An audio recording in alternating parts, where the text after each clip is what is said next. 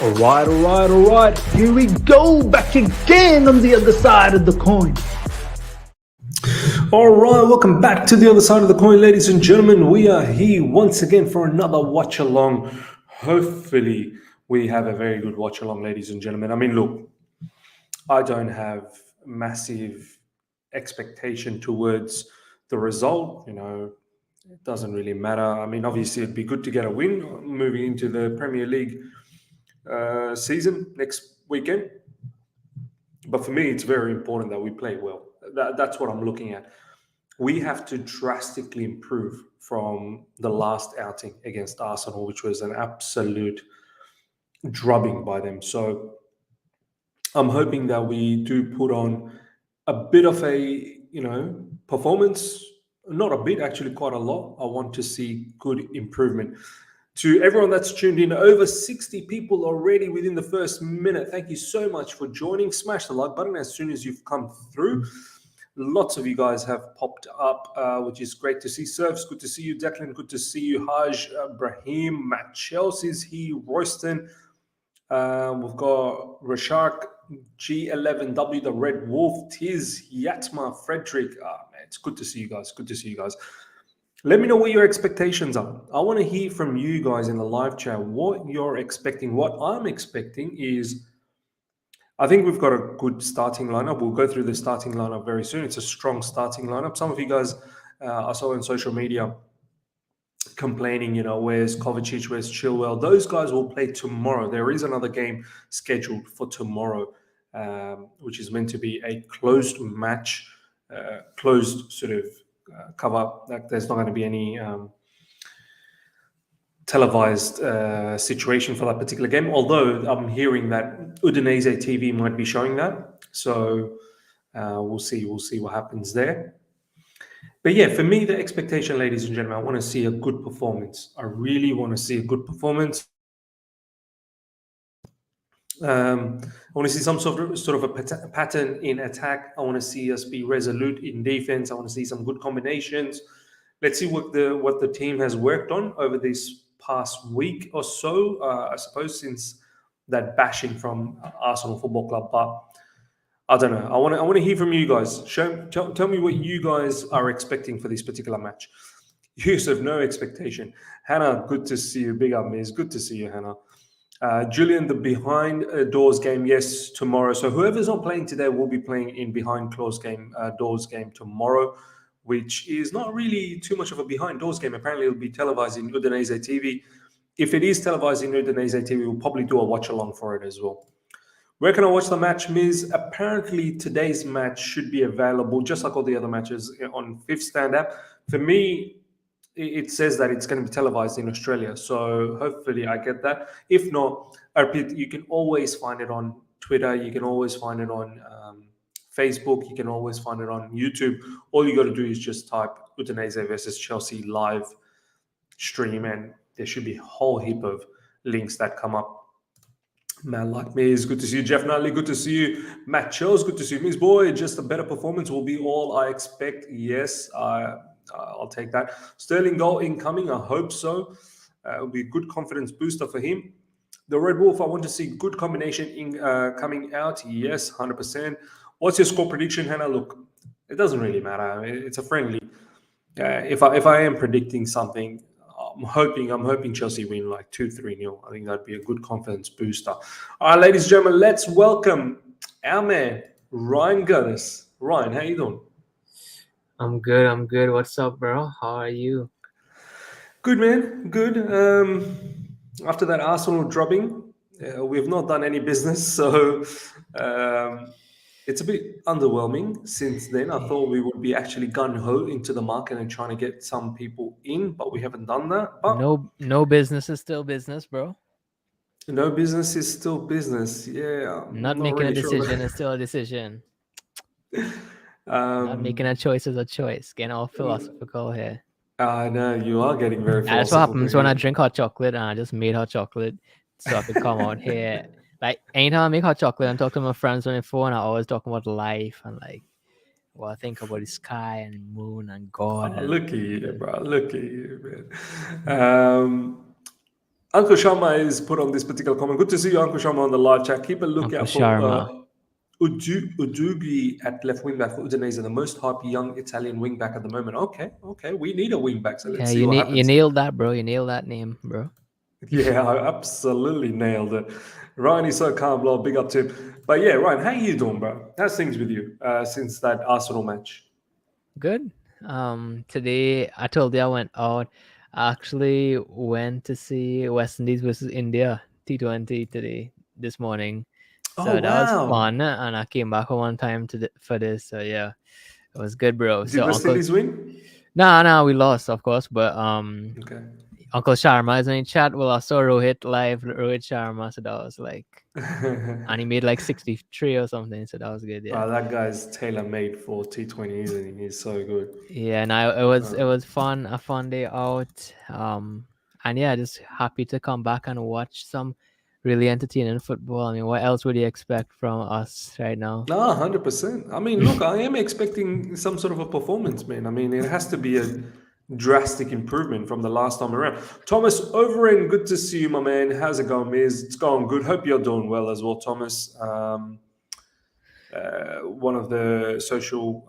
Someone said West Indies get battered everywhere they go. Raise your two T20 World Cup trophies and then talk to me, bro. And then talk to me. I like West Indies when it comes to international. I was going to say international football. When it comes to like 50-50 cricket or T20 cricket, they're very good. I think Test cricket is probably something they've gone down in. But anyway, enough about cricket. The Red Wolf, thank you so much for the super chat. Maybe Todd has learned not to be so loud and let other clubs know everything that we are doing in the market. I think we are having some business done. Look, I hope so. I hope that behind the scenes we are doing something. I mean, the Premier League season's upon us, so I would have liked to seen a few more bodies. As Thomas Tuchel said, we're looking for at least 6 players, and so far we've got in 2. But it is what it is. That's for a different day. We want to talk about today's match. Ryan, this is the lineup we're going with. I feel like this is quite a strong lineup. I know some people are still complaining, where's Kovacic, where's Chilwell, this, that, the other. Yeah. Those players are going to play tomorrow. Some Okay. are a bit upset that why aren't they playing in this one? But I think with Chilwell, I honestly think, guys, we need to be patient. And this is what I've been saying previously, that we don't know how Chilwell's going to come back from this injury that he had last season. There's going to be a bit of time until he, comes back to that natural feeling what he was pre the injury. So don't be too worried about that. I think eventually enough he'll come around. Do we need someone on the left side? I don't know. I mean, we've got Emerson. Now we've got Alonso as well. We're still not been able to get rid of them. So Yeah. don't expect a new body to come in on the left side before these two, at least one or both of them leave. But it is what it is. Right, this is the lineup. Kai Havertz, Raheem Sterling, Mason Mount, probably the strongest 3 we can think of. Marcus Alonso, Jorginho, N'Golo Kante, Reece James, fairly strong as well. Kalidou Koulibaly, Thiago Silva, Cesar Azpilicueta, as expected. I was expecting Kalidou Koulibaly to play in the LCB position, and that's what's happening. Thiago Silva in the middle. Cesar Azpilicueta is a bit of a surprise. This guy doesn't want to stick around at Chelsea Football Club. Really, he's got the offer at Barcelona. But at the moment, we don't have anyone else. I mean, we do have Chalobah, but I don't know if we feel utterly confident with Chalobah. We miss out on Jules Koundé. So this is the best that we have right now. Cesar Azpilicueta in the RCB position and Edouard Mendy to wrap things up. Ryan, your thoughts on the lineup? I think it's a good lineup, man. What we have right now, it's close to full strength. No people are upset about Kova not being this one, but Kante is a beast still. So let's see what fit Kante could offer to us in this friendly. Front 3 is as strong as it could get with our current personnel. And back 3, it's good, man. I don't. Big up. I don't mind. By the way, there's a lot of Ryan fans, bro. Yesterday when I was doing my live as well, Ryan, there was so many people asking for you. Really? Nice. Hi everybody. So I'm happy with this lineup, man. Like I saw a lot of people complaining, but I don't think you can get much better than this with our current crop. Fair enough, man. Yeah, I tend to agree as well. Look, I'm not, irate about this. I can see people in Twitter, Chelsea Twitter, still a bit annoyed about the line. I mean, you can't really make everyone happy. I'm not one bit dissatisfied. I don't mind this one bit. I know there's a game tomorrow. What I am looking for, and this is what I want to ask you, Ryan. What are you looking for in this particular game? I've already told the Fitness. live chat. No. And that would sound Seriously? funny, but I'm looking for Premier League sharpness. That's what I'm looking for. Mm. I'm looking to see a team that's cohesive and they're going, listen, if we could get our levels up to, wow, thanks, bro, for being so excited to see me, whoever that was before. Yeah, Kamano. Kamano, yeah, bro. Kamano, exclamation mark. Happy to see you too. Anyways, yeah, I just want to see us being sharp, getting close to that end product. Listen, quality in our tactics, etc. I don't have much like expectations on it. If it's good, I welcome it with open arms. If it's not good, I'm not surprised because it's same personnel, right? But what I Yeah. want to see is match sharpness because fitness, sharpness, work rate, energy, that is step 1 and step 2. Step Yeah. 3 and step 4 is tactics, etc. But I mean, without step 1 and step 2, there's no foundation for step 3 and step 4. Right? The building will just fall down, no foundation. So I just want to see that foundation. I want to see fitness. I want to see that, okay, we're ready to start next weekend. That's what I want to Right. see. So by fitness, you mean you want to see players, I suppose, lasting as long as they can, like if they I want can to see put the number in. intensity. I want to see Okay. intensity. If you could give me 60 good, listen, I rather 60 good minutes than shit 85 minutes. Yeah, like just You jogging know, around for 85 minutes and not really putting too much pressure on the opposition. You actually want to see good intensity for today's match. Look, that's exactly what I want to see as well. I want to see good energy.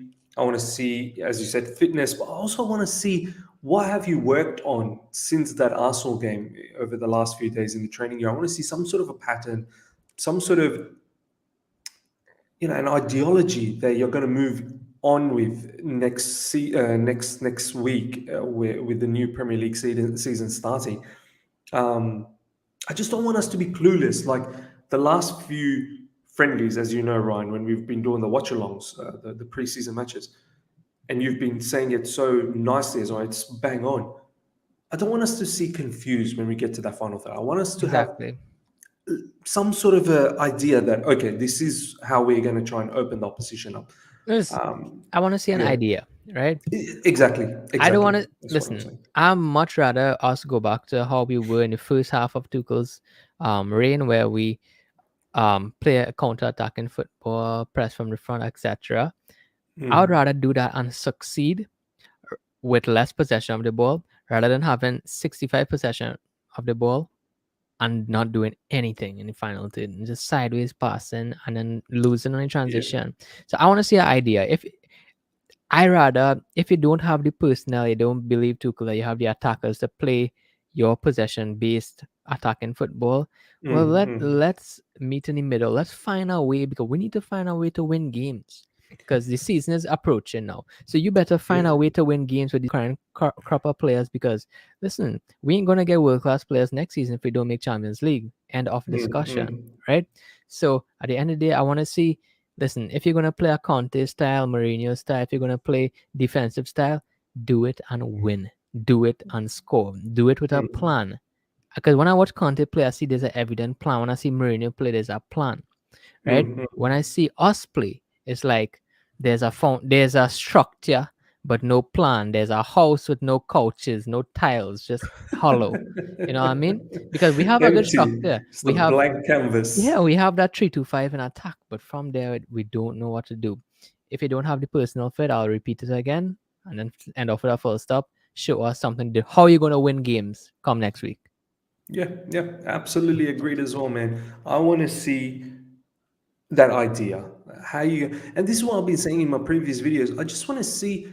I know Thomas Tuchel, you have your way of playing football and you're waiting for those players, but as Ryan said, you're most likely not going to get all of those players in this Yeah. particular transfer window. So what do you do now? Surely, as I've said once again in my previous videos, surely you're not a one-trick pony. you're gonna have to find ways to win games. You can't just be like, do you know what? I wanted 6 players in this window. I've only got 2, so I can't deal with that. Like, I need all 6. No, you're gonna have to figure out a way to win games. That's as simple as that. So yeah, now this is exactly what the standpoint is. This is the lineup for Udinese, ladies and gentlemen. I don't know who. Actually, no, I do. João Deulofeu is a long time ago, ex-Barcelona player. Then he played for Watford, Yeah. I believe. He's doing really He actually good in Syria, did. you know. He's doing really good in Syria. Oh, really? Has he been in Syria for a little while now? Yeah. Okay, interesting. Roberto Pereira is another Watford player. I remember him. Hey, these are all Watford players. Isaac Success, he's another Watford player, ex-Watford player. Oh, what are they? Adam Messina, that's another Watford player. What's going on here, right? Are they owned by Watford or something? I have no idea, bro. Look, Wallace. Oh my God, Wallace. Nah, I don't know who that is. Who is Wallace? Who is Wallace? Yeah, as Shuber is saying over here, you can see many ex-Watford players. They're like sibling clubs. Yeah, could be actually. So this is the one that Uncle Sharma is talking about. Udogi. I hope I pronounced that right. So yeah, we'll see. I mean, Ryan, do you have, I used to remember a long time ago. I'm talking about when Vincenzo Iaquinta, Di Natale, those players used to play for Udinese. They were superb at that time. Di Natale, legend. Yeah, do you remember Di Natale? Yeah. Those days Udinese weren't actually, but they actually. Well, I called Di Natale at the end. Near the ending of his career, like 2011 and stuff like that. Right. He was still banging in goals then, though. He was a superb. He was a superb winger. And there were once upon a time a Champions League team, Udinese. They were going through a really good phase. I mean, recently, have you watched too much of Udinese, right? No. I watched the big 7-man Serie. Yeah. So when I write, I focus on those. So if it was another team like Fiorentina or Lazio or Roma, I'd probably know way more. But Udinese, I haven't really put my finger on them. No, fair enough. Declan in Ireland, good to see you, my man. Wallace is probably a Brazilian superstar. They all have one name. Yeah. Okay, guys, where are we watching it? Where are we all watching it? I've got a live stream notification from Chelsea app. Hopefully this works today. Yeah, I've got Fifth Stand rock and rolling. Come on. Is it on Fifth Stand? Yeah, for me it is. It's not televised everywhere, but have a look, guys. I'm getting it on Fifth Stand. If I'm getting it, I'm pretty sure a lot of you guys are probably getting it as well. Okay, why doesn't? Yeah, that's it. It's morning for you, bro. Yeah, man. Why do you look like it's like lunchtime for you? Like you look so fresh. Like you've been up for a long time. It seems.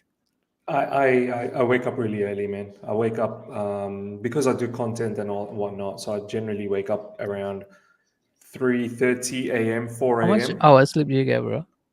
So I sleep early as well. So I sleep around. Look, I'll probably get about 6 hours of sleep. I should try and get more, but I think 6 hours is probably good enough for me for the time being. Yeah. I'd love to get 7 hours or. Damn, bro. Yeah, 6 hours is what I get. Ladies and gentlemen, yeah, if you are wondering where we're getting it from, I'm getting it from Fifth Stand. I'm watching it on my mobile today. Get it on your Fifth Stand app. Ryan, where are you watching it from?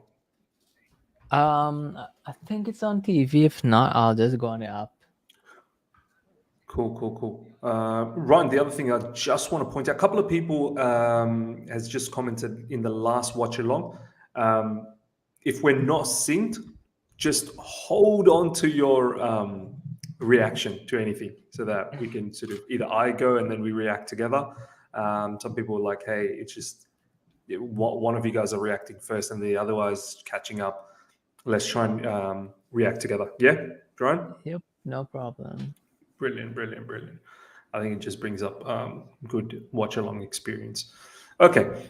Ayman, Miz, what are you expecting for the game? As I said, match sharpness, well said by Ryan. I want to see some patterns of good play, an idea that we have progressed somewhat from that Arsenal game. So that's really the expectation, and to be match ready for next week against Everton. So yeah, match is about to start. Has your one started yet? You know how TV is, bro. They're still doing the intro and stuff. Like, oh yeah, it has. Nice. Okay. Here we go. We've started as well now. What We've time started. is it? Sterling did the kickoff. Looks like we're all together today, which is great. I'm on 30 seconds. Oh wow, you're still 15 seconds in front of me. I'm on 15 seconds. That's cool. I just want to react. Don't worry. I'll wait for you to react, and then we'll talk about it. Exactly. Let's do that. I'll keep the big moments in my mind, and then we'll talk about it. Brilliant. Go. Nah, joking. Nearly 400 of you. Ball given away that time by N'Golo Kante, but it's probably match fitness for N'Golo, match sharpness for N'Golo Kante. That's probably going to be a bit of an issue. Didn't he play a couple matches? Didn't he play a couple matches with the academy? I think he played one, right? Yeah, just played one. Yeah. Well, good enough for me. You're in, kid. Sorry. It's just not ideal, is it? Like, I feel like we've not had enough games, whereas, other teams, seems like they're playing a lot of games. More than 400. Well, there was more than 400 just a moment ago. Smash the like button, ladies and gentlemen. And if you're here for the first time, subscribe. We're very, very close to 15,000 now. Nathan Kingsley, thank you so much for the super chat. Thoughts on 4-3-3 false 9 with Pulisic, Mount, Sterling, or are we more committed to our wing backs getting forward than ever? I think, look, we're going to have to start accepting that. It's going to be a 3 at the back. I don't want to hear 4 at the back ever again because it's time to accept it now, man. Yeah. This is our formation. This is our formation, man. I know. Yeah. A lot of people. I know Nizar can sell our tweets it every day that we're 4-2-3-1, but guys, we're 3-4. But I don't know what Nizar's up to, man. He's talking about Armando Broja to Real Madrid as well, right? I mean, that'll be fantastic. I don't know what his sources are giving him lately. I don't think no striker should go there, bro. They end up like Jovic, so they should just wait till Benzema just leaves. Yeah, and Armando Broja wants regular football. What's he thinking? I mean, I don't think those rumors are true anyway, first of all. So, but yeah, Nathan, as I said, get used to the whole wing back play. I think we are going to be reliant on wing backs heavily. Okay, let's watch this match. Kai Havertz with the ball. I'm really expecting a lot from Kai Havertz this season. Shame on you, bro. I ain't expecting shit. Alonso now with the ball. I'm hopeful and I'm supportive, but I wouldn't say I'm expecting. Yeah, I think he's definitely shattered some fans' sort of. I'm glad more fans are opening their eyes to the idea, the quality of. N'Golo Kante through. Oh, and once again, this is the classic N'Golo Kante. I don't even know why I'm jumping when he speaks because I'm ahead of you. So. But that particular movement from Kante is so classic. Kante picks up the ball, can drive through few players, and then that end product of that passing, which is so important, lets him down. But yeah, Ryan, you were talking about more and more fans sort of opening their eyes about Havertz. Yeah, not only Havertz, but just the quality of our attackers like Havertz, Pulisic, Hudson-Odoi. Well, we all know Werner, so there's this weird part of the fan base though who just is insistent that Werner is this top class striker. And I don't know, man. Like, anyways, probably we shouldn't get into this topic. I mean, on a hill that we're gonna die on 5 minutes into the game, I think. Yeah. By the way, Timo is not in this team, right? He's only one playing tomorrow. Yeah, he's on. That should be a penalty. No. Okay. Wow. I thought that was going to be a penalty. Yeah, Timo's I would say though, like on the ball, our back three is looking like a back four. But that's how it is all the time, right? No, like a bit. All right, ladies and gentlemen, I've just shared the link on live chat. Please have a look at it. That's the link to watch the match. This is a link from Twitter. So if you're not being able to watch it, much like the brother over here, Adela Gold, can't see it here in Dubai, please click on that link on Twitter. You should be able to watch it. And for Gayasiv's Jesse FC, that's for you as well. And for anyone who's unable to watch it, you can watch it from there. Okay. Azpilicueta with the ball. Reece James goes out for a throw-in.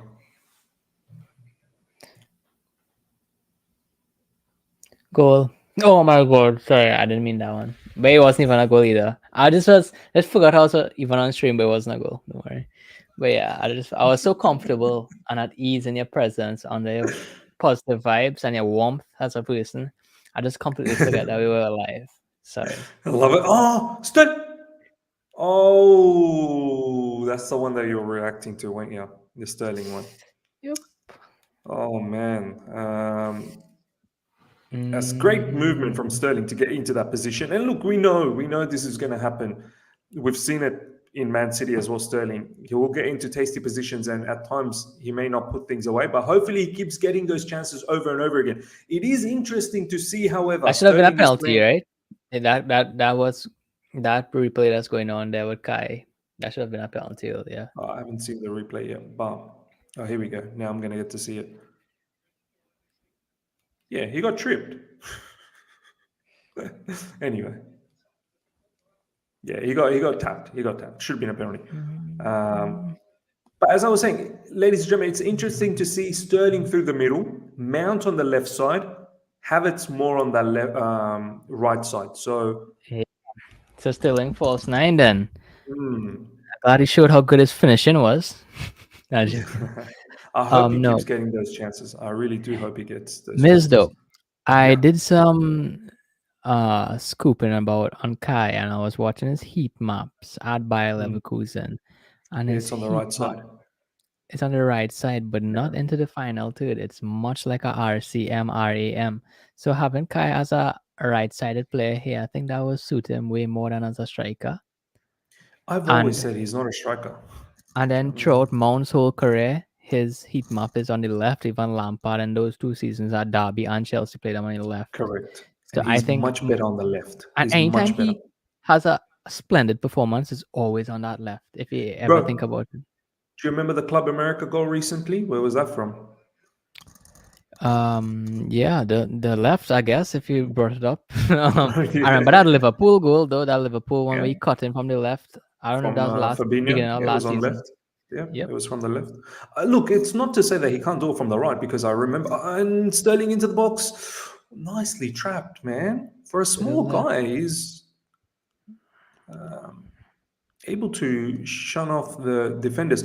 If you remember the Porto game a couple of seasons when we won the Champions League, that was on the right side when Jorginho put him through, and he did that half turn, and then smashing the goal from the right side. Look, he can definitely play on the right side. That's not the issue. But I think what we're trying to say here is that he's predominantly better on the left side. And Kai, predominantly that season when we bought him from Leverkusen, was playing on that right, and yes, on that right midfield position.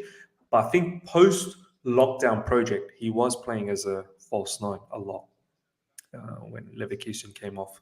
When football restarted again, and I think that might have triggered everyone to think that perhaps he can be a striker. Jorginho with the ball. I think he's more suited to being a right-sided midfielder, but just the pace of the Premier League kind of got to him because he lacked that strength and power early. So they started to find alternative options for him, and I think as a striker, he wasn't pinned down as much as a false 9. But I think now he has that strength. He has improved in that way. I think he's more suited. Listen, I'm not going to say RCM because we don't play that formation. But I think that's his natural position at RCM. But that's why I think he would be more suited towards being our right 10 instead of a striker. I'm all up for it, man. I'm all up for this combo here, like Mount on the left, 100, Sterling. 100, 100. Because what Sterling does though, he allows us to play centrally. Why? Because he could drop in like a regular vertical force 9 and collect the ball in the pockets in number 10 areas, which Correct. our other players can't do. So it gives us another option. Not only that we could play from wide overloads, we could play from central overloads with those vertical passes in the pockets, bro. 100%, man. Pay I'm me my really money. liking how we're trying to pack the opposition box as well. Every time we get the ball in wide areas. But once again, Alonso, ladies and gentlemen, letting us down. There was a ball giveaway a moment ago, and now here again after nearly 10 minutes, he just gave away it again. This is the thing. And that time he puts in a good cross. This is the thing. You're going to get an erratic performance from Alonso, man. You're going to get moments of absolute silliness, and then you're going to get moments where you'd be like, wow, that's brilliant. Now, for me, that's just way too erratic. You know, you need some sort of a balance. But I'm liking what I'm seeing. You can see Havertz moving into the box more often. You can see Sterling always hovering around in the box as well. Mount attacking the box, so it's good to see. As we'll go back to is like Tuchel find a way to make this work now, man. Next season is approaching. It mightn't be the perfect thing of our wingers taking on 3 men at once. Why? Because we don't have those players. But find a way to make it work now until we get those players. And if you could do this now, like use more combination play on the wing, try to get Sterling as a false 9, which I like him as more. Try to get Havertz dropping in into right side RM positions. I think you could really do something. But yeah, I want y'all to is Reece James playing it? Reece James is playing, yeah, as a wing back, right wing back. Yeah, so I just wanted to y'all to take note like of Reece James's position and Jorginho is so good. Yeah. because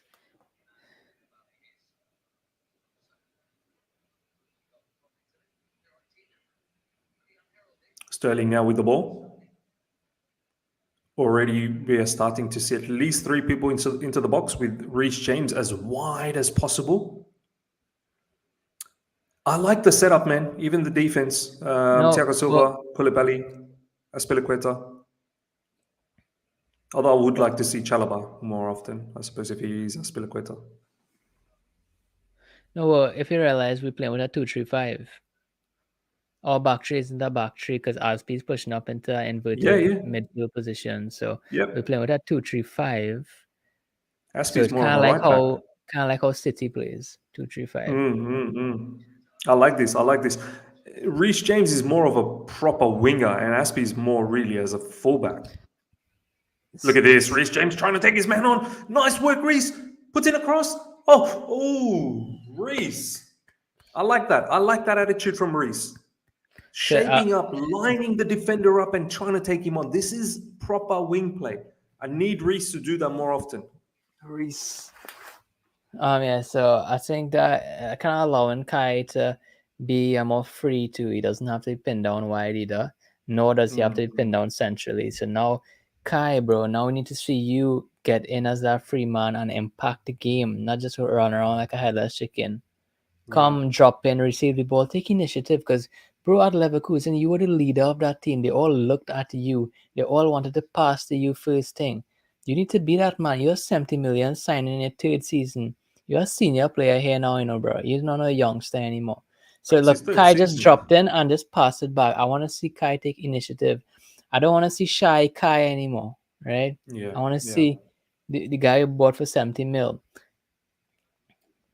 100%, man. 100%. It's time to step up. So far, I'm actually quite happy with what I'm seeing. Lots of possession for Chelsea Football Club, and it's good movement as well. Good passing, good movement. Some off moments here and there from Alonso. It is what it is. But overall, so far, after 13 minutes, it's been some sort of an idea. Jorginho in the final third at the edge of the box. Too bad DMs don't roam, right? They just sit in front the center backs, as I've been being told on Twitter. I had to pull out the heat maps. You've been tweeting so much about this whole lone DM just sitting. Yeah, bro. We might as well get a chair. You might as well get a chair and put it in front of the center backs because they just need to sit. As someone said on a video, yeah, let's pay 100 million for Declan Rice. He won't have pressure on them because all he needs to do is sit in front of the defenders. Yeah. I mean, look, I've said it so many times, ladies and gentlemen. Don't look at the formation that you see at the start of the game when they show that on TV as that's where the players are. That is the most naive way to look at football. That, okay, this player will be sitting there, that player will be. It's their starting position, but that gets scrambled as the match starts and they pretty much play in many areas, especially the midfielder, the defensive midfielder. The best defensive midfielders, you'll see their heat map all over the field, all over, not just sitting back, all over. Miz, here it is too, right? The thing is, people would say, if that was De Jong who was in that position, people would be tweeting me, see, he roams too much, bro. He roams. But Jorginho is there. I'm sure Busquets get into those positions too, because I always talk about the free man in attacking midfield, right? Yeah. I talk about the free man in attacking midfield. You know what the DM is supposed to do? They're usually the free man in defensive midfield, meaning that when we attack and the ball is in number 10 areas, they position themselves in the perfect area for that back pass, right? So they won't just sit next to the center backs. Why? Because if they sit next to the center backs, right, Miss, they won't be in the right position to press. They won't. Then Absolutely, transitions are going to happen. So they need to roam up and cover those half spaces 100, for bro. attacking progression and for press. I feel like they're one of the first and foremost important players when it comes to counter pressing. So you've got the ball and you're initiating something, and then, for example, if the opposition nicks it off you, they're like the first people who goes in and covers for that transition. Like, look now, Udinese all over us. They've come through with a counter, and we were open in the middle. That's where sometimes it can get tricky with Jorginho because the pace lets him down. Regimes drop into inverted position. No, that's Sterling. Shucks. Jeez. But overall, if we can have a structure that even when the thing is, we need to anticipate that we could lose the ball. This is why I like when Pep sometimes, talks about tactical side of it. Like he consistently says, I want my players to anticipate that you may lose the ball. So you have a shape always to drop in and recover the ball straight away. No, Kante's having a very good game, He is. He's told having a y'all, very good game. don't give up on Kante just yet, bro. I've never given up on Kante. My only thing Especially with Kante you is... missed bad talking Kante every video. My only thing with Kante is what? fitness. Like, can he stay fit? Availability, yeah. Availability. That's one. Besides that, I've never. The other thing about Kante is I don't know whether Kante is a good option for us when it's genuine low block team, like a team that ain't gonna want to come out. They're looking for a draw. That's why I feel like Kante gets into very advanced positions. I think he's fantastic there, Miz. But if everybody else is doing their job, he could be. He roams so good between the lines. I tell you, Kante turns between the lines as a number 10 better than Mason Mount. Better. He's so agile on receiving the ball, Miz. Basically, the thing is, when our wingers don't take on the man, I don't want Kante on the wing trying to take on the man. When our strikers not making a run into the box, I don't want Kante running into the box. Thing is, we judge Kante for the things he's trying to do, but we should think about it that Kante shouldn't be trying to do those things in the first place. And that's the thing. This is why I always said I don't want Kante to do those things. You're right. He does turn well. You're right. He does roam around well. My issue is he'll get into those positions and then he'll have an option to pass. Right? Yeah. He's either got an option on the right side, he's either got an option on the left side, or he's got an option through the middle. Most times, he'll probably make the wrong option or he won't be able to execute it. Now, that's probably not being fair on Kante to judge him on those qualities, right? Yeah. It's just the hand he's being dealt with. But it's the hand that he's been dealt with. That's my issue. I feel like because in those positions, you'll see in Man City. Keep on talking. either a KDB or a Bernardo Silva or And he whoever can't else. shoot from outside the box either. I hate that he can't shoot from outside the box. He That's why we can't need. cleanly shoot. He He can't can, but he can't clean. clean. Here we go. Kante. Off to a break. And he goes for... Oh! I just set you up for What that, a bro. goal! I just set you up for that, bro. That's why I What start talking a- about shooting and stuff. Now I'm gonna What clip a it. goal from I'm- Kante. I'm gonna clip it What? and then I'm gonna expose you for the fraud your arm is. That's my plan. That's why I came on every watch along for, Bro, bro. what did I say that made me a fraud? What have I said that made me Nah, a fraud? no, I saw the goal right. I was like, yeah, and talk about his shoot, how bad his shooting is. You set me up. What a shot with the left foot as well. That's brilliant from N'Golo Kante. Well done. There's been no doubt that he's been playing well in this particular match. Brilliant Kante start, ladies hive. and gentlemen.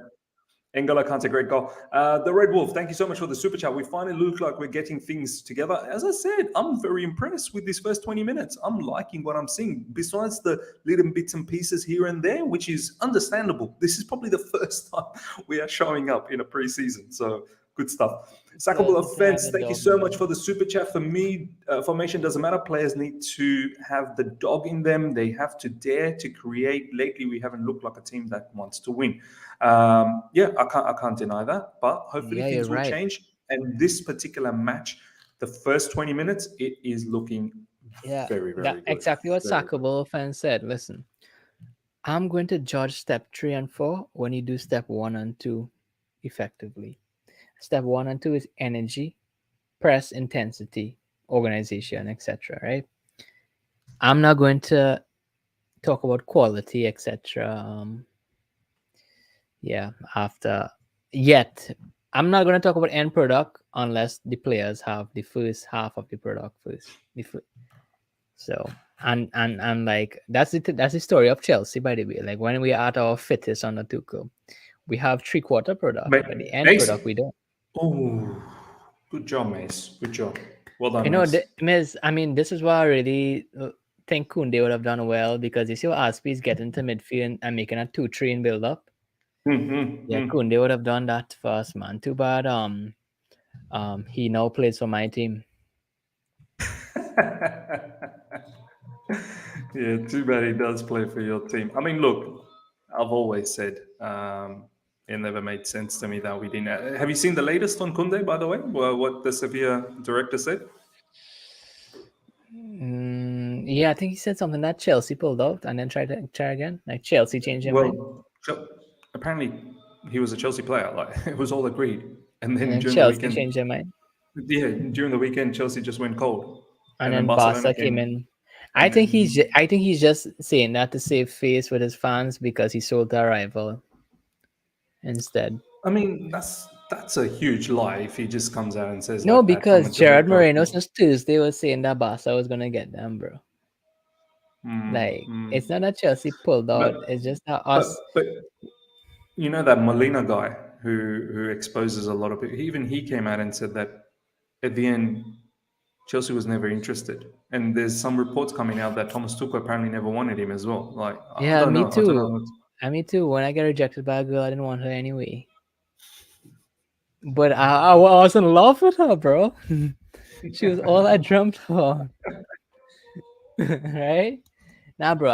Okay, but that worse though, because then we just wasted our week doing nothing. I don't believe that.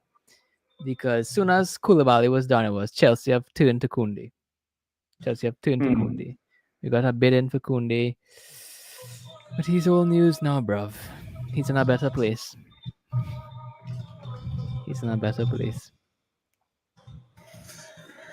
I mean, I want to see how he goes with Jordi Alba. That'll be interesting. What do you think about Fofana, bro? I like him. My issue is his few issues. See, someone like Ousmane Dembele, a lot of people talk about his injuries, right? But at least he's now put on good 8-9 months of football since Xavi has come in without getting injured. So at least you can say, all right, maybe he's gotten over it. Wesley Fofana literally broke his leg, broke. Okay, it snapped. And now he's back. I don't think we've seen enough of him. So that's one concern. Like, how is he really going to get, back into it again? Um, he ain't going to be cheap. He's going to be 5 years in the contract, and he's probably one of Leicester's most prized possession. So you best believe this is not going to be cheap. Minimum 70 to 80 million. Okay. Yeah. For a 21-year-old who's had a broken leg, we don't know how that's going to turn out. I feel like that's a risk. Like you're taking a big punt. Now, in terms of the quality, from what I saw from the player the season before, I think wasn't he young player of the season? Or I could be wrong. Maybe he wasn't. Ladies and gentlemen, Chelsea's taking a bit of both the teams are taking drinks break at the moment. 25 minutes gone. Must be hot. Well, obviously it's hot in Europe, but yeah, Wesley Fofana. There's no doubts that he's a supreme talent. He's got everything to be that right CB for us. He really does. But that's my assessment, man. I think it's a risk, and I think it's an expensive risk. By the way, that Kante banger, man. What a technique with that left. And here I was. Look, overall, we know he doesn't have generally the great, like, he doesn't always seem to shoot cleanly, but every now and then he does have bangers like this. Most times he actually scores with his left as well, which is interesting. I remember last season as well against Leicester, he had a left foot finish. But yeah, Ryan, that's my thoughts on. I want to say something about Fofana, right? Yeah. I think that he's a fantastic young player, right? Yeah. Imagine, keep in mind I said player, not player, right? He's a player and a half, right? Liar. Yeah. Yeah, I think he's a really good young talent, Miz. But the thing is with him, you're right. He has only played 7 Premier League games in the last year. Right? He's still finding his feet literally after breaking his foot. And that is a huge injury to come from. If he was available for 40 to 45 million pounds, Miz, I'd probably take him as that third centre back. You know how we wanted Ake as that third centre back, and we wanted a Kimpembe with Ake. I would definitely take Fofana as that third centre back, along with a main one, right? Because at 70 to 75 million pounds, that's just too much for a player that's not been proven after more than a year out. Another thing is he won't get to be adjusted into our team. Why? Because when we pay 80 million, we're trying to fill a gap in our puzzle. He's going to come in with full pressure to perform in our back three, arguably one of the best back threes in the past 2 years. Right? Yeah. Third thing is that this isn't Tuchel's first choice to say that he's going to spend 80 mil on him. Second choice. Third choice, fourth, fifth, sixth is probably about his seventh choice. So to go out there and spend 75 million on an unproven player in the past year who was injured for so long, who just had to renew their contract, who is their sixth or seventh choice. That smells panic buy to me. Hey, this is how I feel as well, but there's few people on Chelsea social media. How could 75 million plus add-ons be too much for De Ligt, a proven world-class centre-back? But Fofana, a 21-year-old who's unproven. De Ligt has been playing in the Champions League. De Ligt has been captaining, he has captained Ajax. De Ligt plays for his national team. As it might not have worked out for him in Juve, but it wasn't a car crash either. Do you know what I mean? Like, now he's gone to Bayern Munich. Wesley Fofana, I like him. I rate him. Live chat. Don't ever think that I don't. But there is a distinct risk, and if you don't see that, then each to their own. But there's a risk and too much of our. Listen, if we had our back three, say we had Rudiger for 1 more year, I would take this risk because he has a year to find his spot, his place before Rudiger leaves on a free next season. Oh, what a ball to Alonso. We're passing well as well. Come on, Mace. Oh, come on, Mace. You got to find Havertz there. Miss, look, this combination play on our wide right overload that's coming up now. Look how advanced Jorginho is. Just look how advanced Jorginho is in that little overload triangle. And I want you to tell me, is that a sitter? It's coming up. Jorginho is very high up. Aspi's got the ball. N'Golo Kante, Jorginho's in we've the got the wide pockets. overload. I can definitely see the wide overload right now, but we've And gone back. Jorginho's in the We've gone back. pockets there, right? So De Yeah. Jong, if De Jong was there, he's a Roma, bro. He's a Roma. He isn't Yeah, a yeah. DM. Absolutely, he's a Roma. Plays for AS Roma. Yeah, he should probably go to Roma, bro, because he's a Roma. I'm liking the movement. I really am. This is a good response from that Arsenal dropping. Now we look like we're looking into gears for this particular season. Miss, Yeah. if Pulisic is going to play, sorry, if Sterling is going to play false nine, I would love to see Pulisic play because I think his movement in the box is really good. I think he would link play really well with. I mean, I just have this new Who idea would you here like with to see Sterling. Pulisic play instead of? Havertz. Hmm. I think Pulisic's movement in the box, like Havertz, isn't really doing anything now. Let's be honest there. I feel like sometimes maybe Tuchel uses Havertz as well on top of the other skills that he has. So skill set is his height. I think he uses him for his height. So Yeah, defensively or offensively. I think I'm just starting to try. I'm just brainstorming tactically now. With it seems as though our attacking midfielder is. I'm not even saying false nine. The guy who's linking things from the pockets to in behind is Sterling. He's doing that on the turn. He's doing it well. He is seeing the passes under pressure very well. So I'm starting to think now. Look at this comment. Miss, is your co-host and manager? Man is speaking factos. The other side of the coin community loves Ryan Gunners. It's just simple as that. It's simple as that. I can't say anything more. Yeah, thanks guys. Appreciate it. All the support. But yeah, you were saying, bro. Talk to me. Yeah, I'm just thinking, if Sterling, because we see a change in tactics here, right, Miss? We see that normally the movement of Chelsea's false nine is to move horizontally from side to side. But what we're seeing with Sterling today is that him as a false nine is moving vertically. He's moving into number 10 areas. He's being the diamond in that pivot, but not only in number 10 areas, Miss. Not centrally alone, but he's moving into RAM, LAM areas. He's just owning the pockets. While Havertz and those guys, you realize that even when Sterling drops, Havertz isn't going centrally. We're keeping perfect angles, perfect diagonal angles. So Havertz is keeping an angle from Raheem, and Mount is too. So I'm thinking now, this seems a kind of like a Liverpool false nine situation, a more classic one. So who is the best runners into the box in our team right now? And that's why I think Pulisic, or might I say it, Miss Bimo Burner, Could could actually work out. do good Yeah. in this because if you You think need about runners. Yeah. You need runners.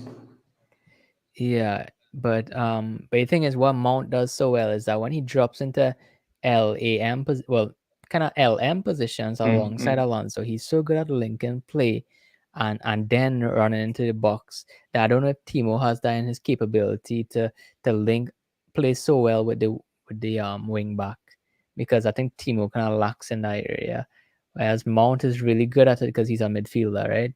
But I'm thinking maybe Timo on that right side instead of a Havertz, having that extra runner in Timo or Pulisic. I'll put slash there in between them.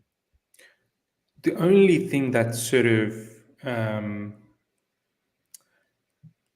goes against Mount in the position that he's playing, which he's doing very well in, but the only thing that sort of gets him down is if he just had that electric pace to go along with all the other facets that he has, then I think it would have been a no-brainer. If he had Werner's pace, but his technique that Mount has, I think you got yourself a very good player for that particular position. Mason is such a good LCM, bro. It just aches me to see him. Like, I would say his development in the long term is getting kind of hindered, bro.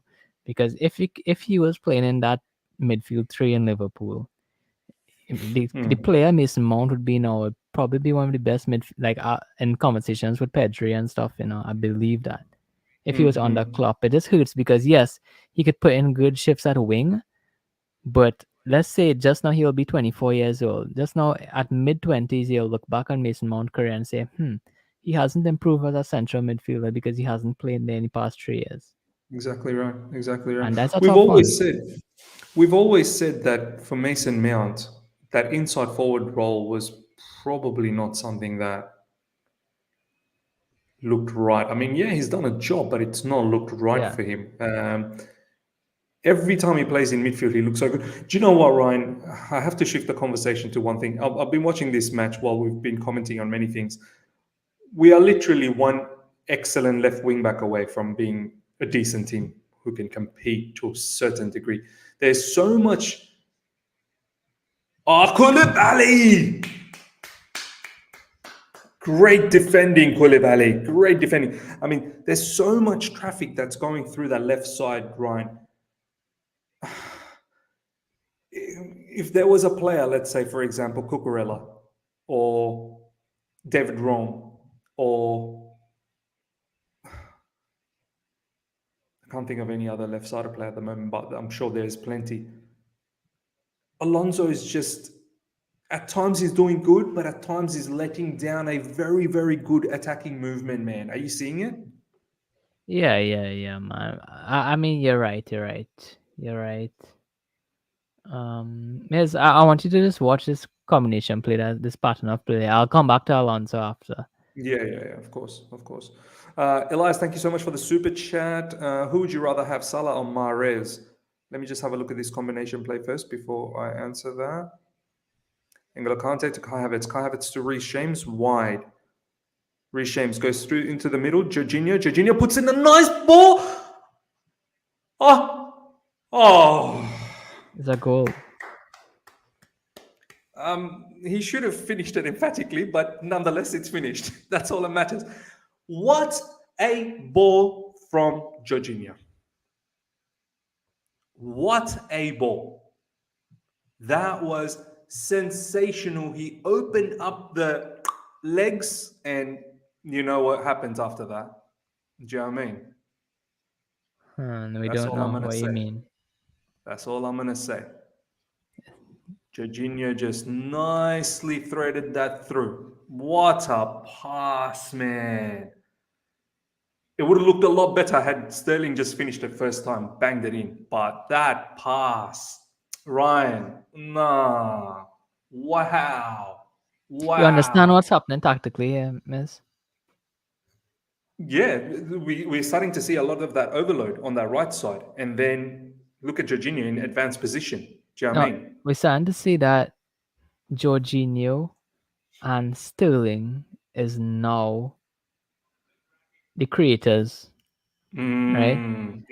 Havertz is now the runner into the box. The two wing backs keeping wide to hug the two full backs to create space for Havertz to run in behind, etc. Mace is kind of playing a dual role here. He's doing that classic inside forward role, but he's also trying to be that runner end too. I just think that I'm seeing positive things tactically here, but I just don't know how feasible it is. You know what I mean, Miss? It's like it's working now, but like we're finding a way to cover our deficiencies, which I'm happy with because, as I said, Tuchel better find a way to win matches, right? Yeah. But I'm just thinking that what we see here, if we are to build on this, Miss, we have to tune it. Right now, it's at a 4 out of 10. We have to tune it at 8. So if we are really going to do with Havertz running behind so often and Mount as a runner too, we need to start getting those balls from wing back positions too. Because I'm seeing a clear tactics here, Miss. Our wingers are dropping back to link play, right? And then running behind. They are not dropping back to be creators. In our last system, our wingers had to drop back to be creators. Why? Because Jorginho and those guys was too back behind. Today it's working because Jorginho is finding those passes in behind. But if you Yeah. want to make the most of those two runners, like how Salah running, like how Mane running, we need our two wing backs to start putting those balls in behind too. So now we don't have one creator in Jorginho. We have three plus one Exactly. in Sterling when he drops in number 10 areas. This Do is you the next step. remember? Do you remember, Ryan, last season when we were doing watch-alongs or when we were doing tactical shows? How many times did you say we don't ask variety of questions? We have one question, or we don't have many varieties of question. And I think Yeah. So I'm seeing a good Ryan question would here. agree. I'm seeing a new question. But we need to make some mini questions. We need one part A, B, and C. We just don't need number one alone. Right? So I think that if we going to do these runners in behind, this kind of reminds me how Liverpool plays football, our tactics with our front three here. We Yeah, need yeah. some creation from our wing backs. Miz, you need to get tactical, Ryan, or you eat Chelsea. It would be extra spicy. The man is cooking. Do you know what? I might throw that idea out for to Matisse. So maybe we can. Yeah, that was actually my burner account who tweeted, who commented that. So. Going back to Elias's super chat, Elias, thank you so much for the super chat. Who would you rather have, Salah or Mahrez? Salah. Come on, let's put some. And he has a Firmino picture too, bro. So I mean, who would I prefer? It's like, what does my team need? Okay, look, if it's just based on nothing, just looking at names, yeah, probably Salah. But I rate Mahrez a lot, man. I rate him heaps. It really depends on the profile that I need for the team. yeah, it depends on your team too. But Yeah, I but think you can get a lot of players. What Mahrez could do, but you won't get a lot of players that Salah could do. That's how I see it. Salah is a goal scoring machine. Obviously, From wide Mahrez areas, isn't from wide areas, a and one v obviously, one machine too. and he is very much capable of taking his players on. Oh no! It's happening again. What's Wait, going bro. on, man? I'm seeing What's so much going things on? tactically that I want to write a thread, but try to take me 8 hours to do, so I don't know what to do. Just a counter attack out of nowhere with pace. But hold on. I need to watch this. I was too focused on that super chat. That's why I get annoyed when I get super chat that's off topic.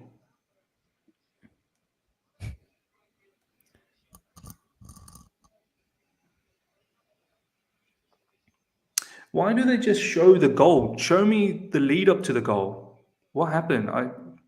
I saw the end of it, but what Ooh, happened as we were love moving this. in? Love this, Miss. I love this. Sorry, I'm 30 seconds ahead of you. That's why I love this. You still sulking about goal, and I'm just moved on 30 seconds ahead of you. But just watch Yeah. how Sterling operating in there in a number 10 position, bro. Yeah, I look just at want. that. Nicely. He just takes it and then moves forward. Yep, I know you're Havertz right. and those guys has to run in. I should write a thread on this, But do I have the You energy? should. You Do should. I want to spend my Friday night doing that, bro? Once I again, mean, it has Alonso barbecue on letting the us menu down. tonight. Do I Alonso really want letting to? us down on that left side. It is what it is. Live chat, let me know what happened in that goal because I just ended up seeing right at the end of it. I didn't see the lead up to it. A lot of people are saying Mendy's fault. From what I saw, that he saved the first shot and then parried it into. But I mean, I don't know whether. What more are we expecting Mendy to do there? I don't know. This is what I've missed out on that play. Talking about this super chat. Miz, you want to realize something too? What is it, Tactically, bro? Yep. we're using a 2-3 formation. I think someone got the 2-3 formation, right? It's because of that 3 formation in midfield that we could allow Jorginho to push up a little bit into the pockets. Because now we have Azpi and Kante waiting to destroy if anything goes wrong. And we also have 2 at the back with Koulibaly and Thiago Silva.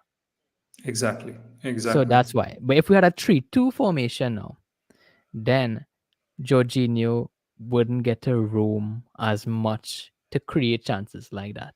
And essentially, you want Jorginho to be a little bit more advanced so he can really showcase his passing ability. Do Because you he know what I has it mean? in his locker.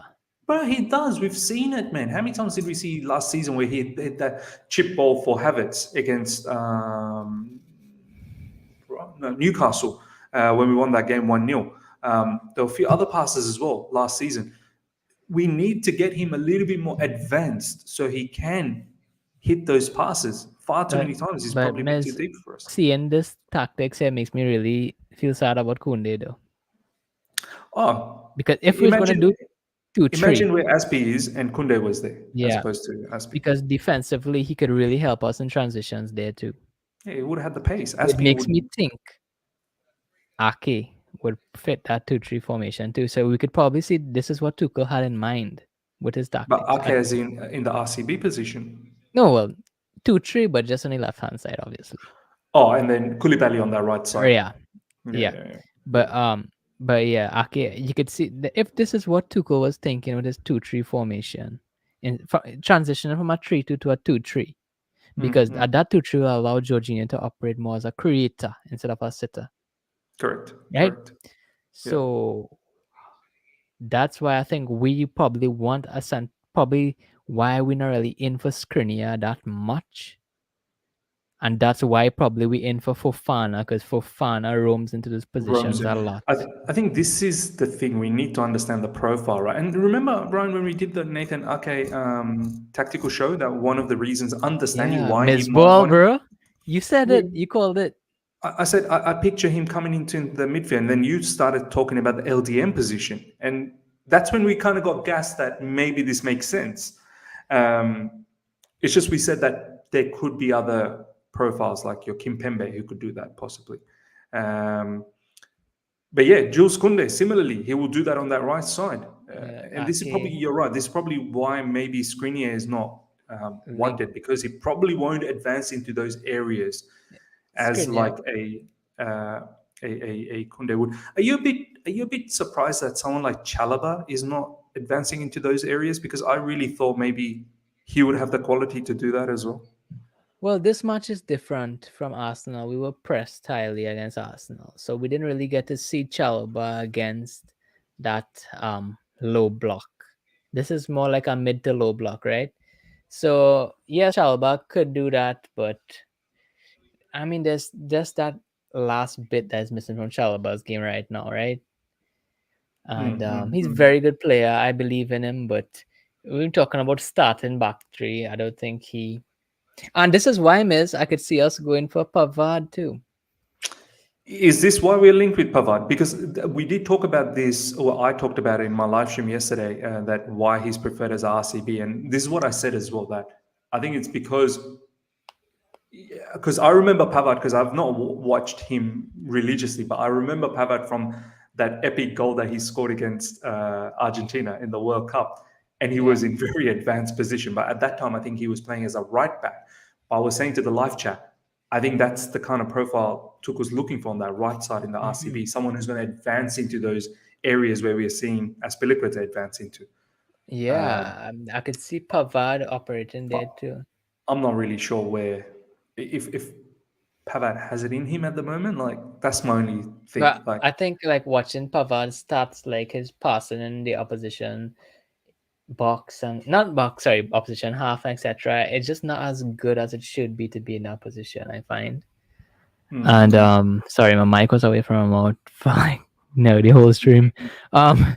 Yeah, so I think he could go forward, but I'm just saying that I mean he would be a good option, but I can see why we'd probably want a Fofana. But I mean, I still would be against Fofana for 75 million. But I could also see why maybe we should go in for Vardio, because he would be fantastic. Vardio would be, I think he would fit that. But once again, Vardio's not going to be cheap. Vardio's not going to be cheap either. But I would much.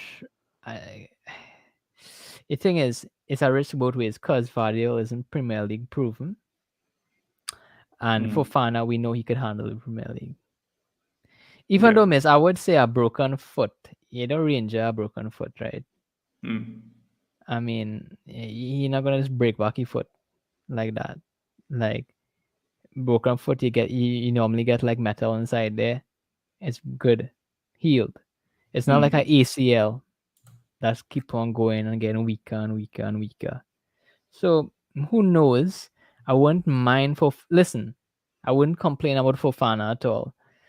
I think Pavard is a lower cost, but I don't know how well he will fit. It will be kind of one of those ones that if it goes right, it's a gem. But if it goes wrong, we could call it. Nah, you're right, man. I'm just seeing some highlights of Sterling, man. He just gets the ball, turns and drives, man. We just lack that quality so much. And when he drives, the opposition buckles, and then it allows runners, Mason and Havertz, to get active in the situation. And that ball that he passed to Mace did everything right except for finishing it off right at the end. But I like that combination. I like that play. I like that idea. There's a lot to like. Let's talk about this particular half. It's halftime, ladies and gentlemen. As you already know, Chelsea leading 2-0, which is fantastic, but it's more the performance. Let's talk about that. Let me give you my thoughts. Over 500 of you guys are live right now. Can we get the likes up to minimum 300? And we're going to heavily talk about this particular half. We'll get to see what Ryan has to say as well. We'll bring up some of your comments as well. From what I have seen so far, let's start from the back. I missed out on the goal. That's what she said. I missed out on that goal. Sorry, 2-1. Yeah. Okay. Sorry. I did forget that they scored. Let me just sort that out just quickly. It is 2-1, not 2-0. Udinese did score that one goal. Let's start from talking from the goalkeeping to defense. Look, I only saw right at the end of that, and a lot of you guys have been saying that it is Mendy's fault. I feel like I need to see what transpired before that. So let me know what happened. Defensively, however, I'm very happy with what I've seen so far defensively. Thiago Silva looks very, very comfortable in the middle, as he always does. He looks comfortable on the ball as well, as he always does. Koulibaly looks very, very comfortable on that LCB position. He understands tactically what needs to happen from that position. At times, he is getting into more advanced position, much like Rudiger from that left side. Not completely advanced, but in that midfield area. You can see we're using Koulibaly like a LCB in our back four. Yeah. Welcome to the stream, Ishan Badra. How you doing, my boy? Can you hear me? I can hear you loud and clear, bro. I can hear you loud and clear. How you doing, bro? How are you, miss? What's up? What's going on? Going good, bro. Going good. We're just talking about the halftime. Let me just finish off my analysis of it, and then I'm going to come to you guys to get your thoughts on it. Nearly 600 of you guys are live. Smash that like button. Get those likes up to at least 300. So, yeah, going back to the defense, we've been doing well. Right-sided Azpilicueta, as Ryan has said many a times this stream, he's getting into that right back position, very advanced position, which is that allowing Reece James to be either tucking into the box or at times be the furthest right player, and Aspi sometimes tucks in as well. So it's good. It's good, the combination that what's happening over there. In midfield, Jorginho and Kante. Kante is, for me, is having a fantastic game. So far, he looks like the way he's picking up the ball in little pockets and then driving, been fantastic. Linking up with the forwards has been very, very good as well so far, and an absolute screamer that he's scored. Jorginho playing a little bit more advanced, and that pass to Sterling, that was sensational from Jorginho, and we've been controlling the opposition as well with keeping possession, and Jorginho is a key component of that, in tandem with Kante, I must admit. So both Kante and Jorginho have been phenomenal in this match. Sterling has been wonderful in the false nine position, dropping in, liking the fact that he picks up the ball and he doesn't just lay it off straight away. He turns, he looks, and if there's an opportunity to drive, he will drive straight through, create chaos, which allows for Mount and Havertz to then run at the defenders as opposed to stay stationary with their backs against the defenders. which is creating a lot of issues. So, look, I still want to see a little bit more from Havertz. I want to see a little bit more from Mount, but it is the preseason, I understand. But so far, what I've seen, it is a drastic improvement from that Arsenal game. And if we can continue with this and keep working on it, hopefully by the time we start the new season, we should be ready. My only gripe now is there's a lot of traffic that's going through the left side. We are doing a hell of a lot of movement on that left, which is looking great, but at times it is getting broken down by Alonso. And if we're going to rely on that side and we're not going to be able to offload Alonso off, and as I said before we started talking about this particular match, if Chilwell is going to take a bit of time to adapt, which is completely understandable, we have to think about that left side. Can Emerson do that for us? I'm not really sure. We just stuck with so many players on the left side that are probably not good enough. But I'm seeing good tactical, overloads on the right at times, good overloads on the left. Overall, it's been looking very good. I'll go to Ishan first, then I'll go to Ryan. But before that, Tony Tones, thank you so much for the super chat. Fofana annual cost is cheaper than Koulibaly. Fofana annual cost is cheaper than Koulibaly, plus it stops the club from spending on mid-level players. Fofana annual cost is cheaper than Koulibaly. I don't understand that. As in, like, wages? More wages. As in wages.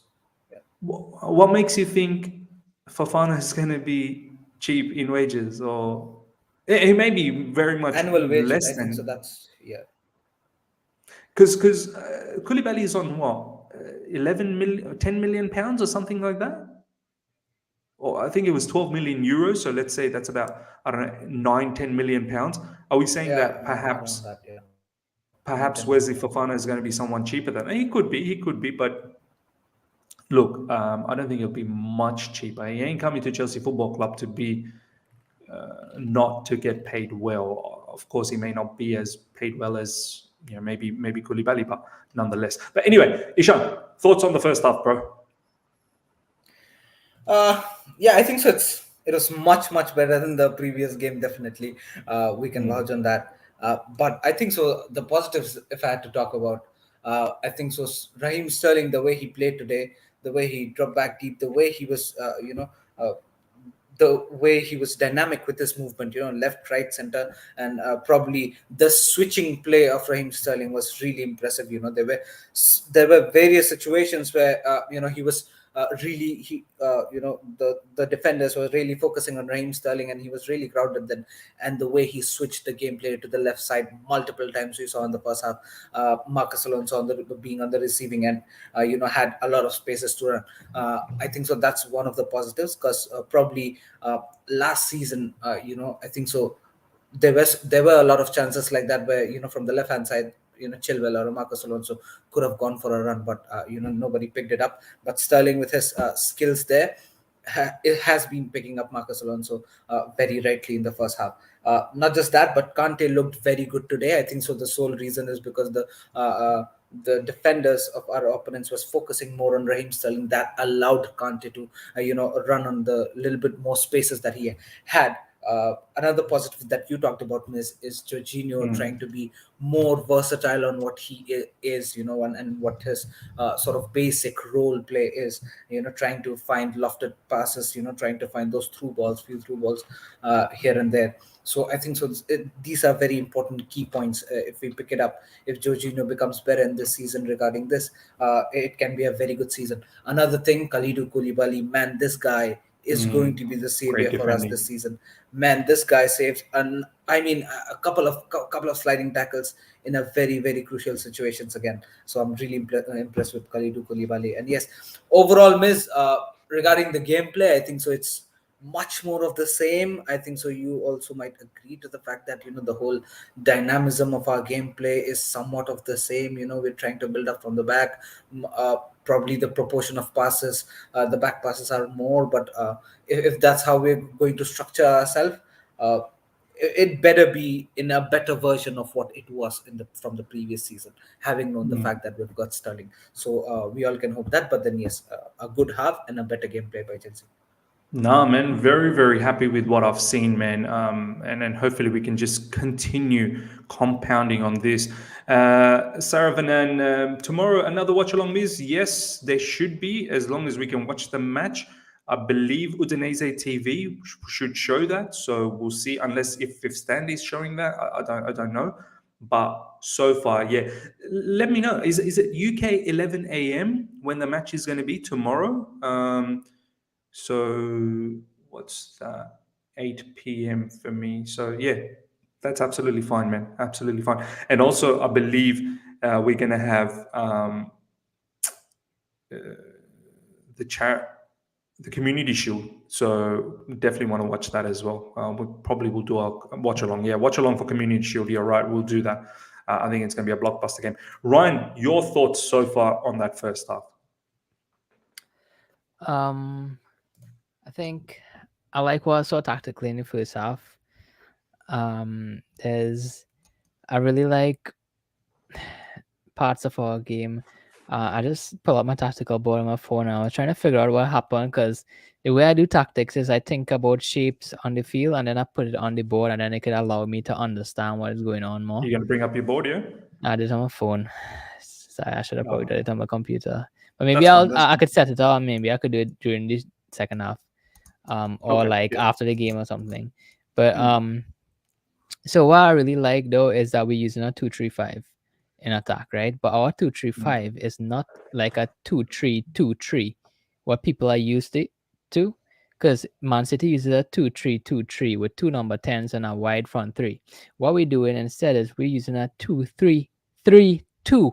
So with our 3-2, Sterling is dropping in as a number 10 as that false 9, and then our two wingers could act as runners or strikers, basically, two forwards running in, and then our two wing backs would be wide players in that 2-3-3-2. If you all could follow me here, what I'm talking about. That makes our build up way easier. It allows us to play better on the pockets and it allows us to find those passes in behind because we have many runners going in behind now. So I like what's happening. Tuchel is finding a way to make what is going on, or he's finding a way to make our current personnel work.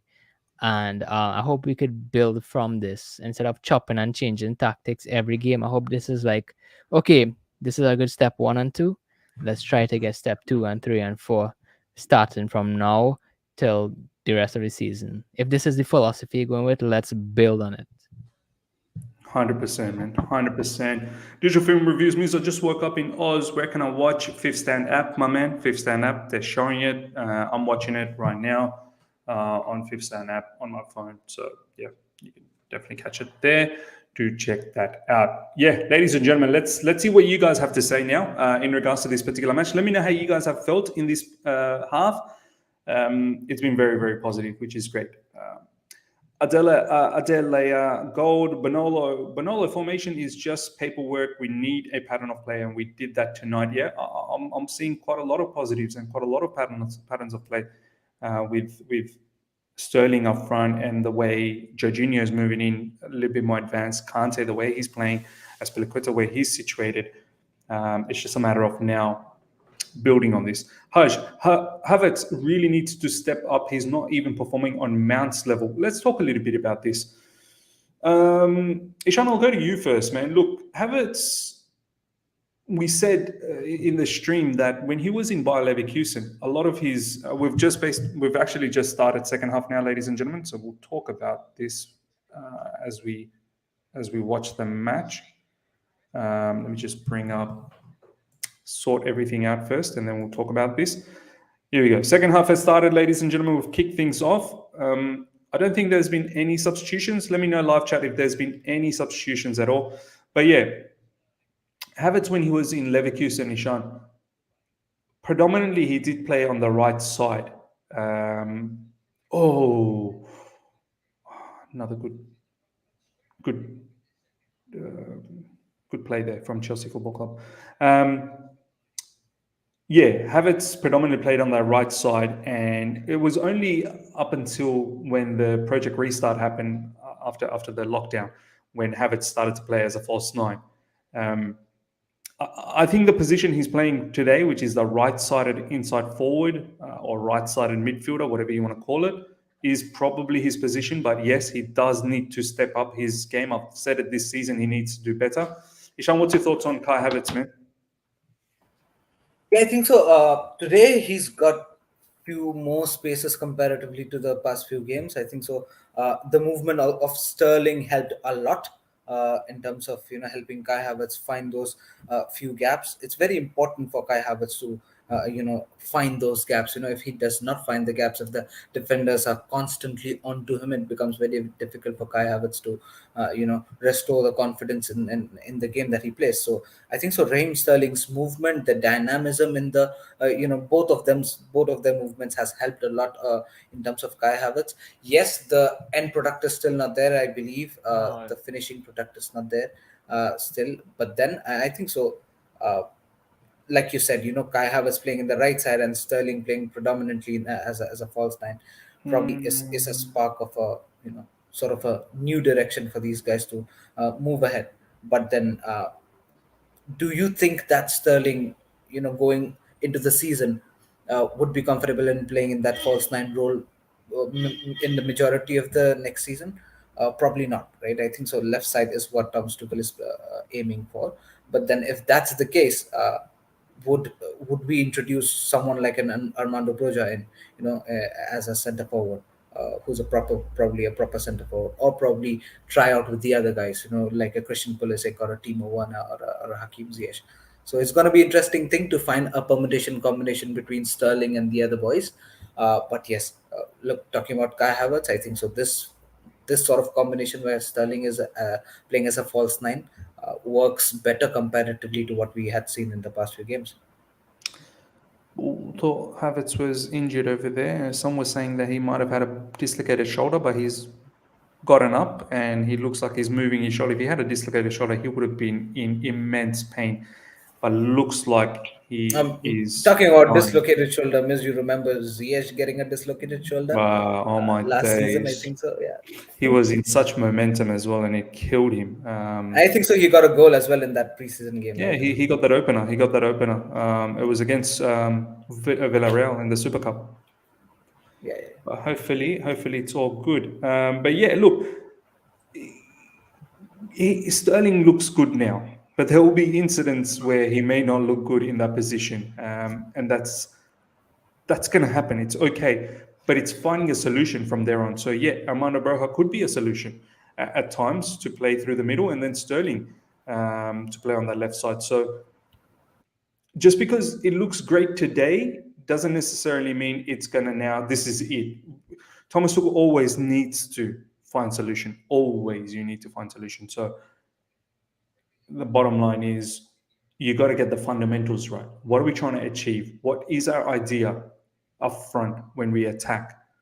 And then from there on, training, repetition, I think all come into play. Here we go. Mason Mount.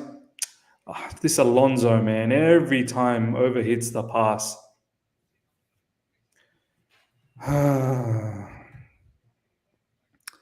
As I said, ladies and gentlemen, it may sound like it's a slander. It's always having a go at Alonso, but he's so heavily involved on that side, whether he's tucking into midfield areas, whether he's overlapping, whether he's Jorginho. Crossing in from Jorginho just dropped into centre-back positions when Koulibaly was outside of that's brilliant. His space, there you go. And then won back the ball, but nobody's gonna talk about that.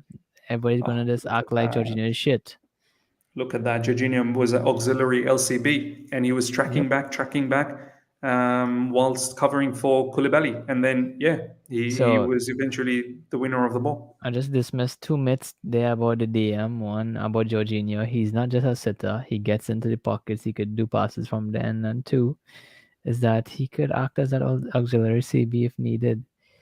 So people don't see. This is the thing, Ryan. We can sit here talk about this particular. Wow.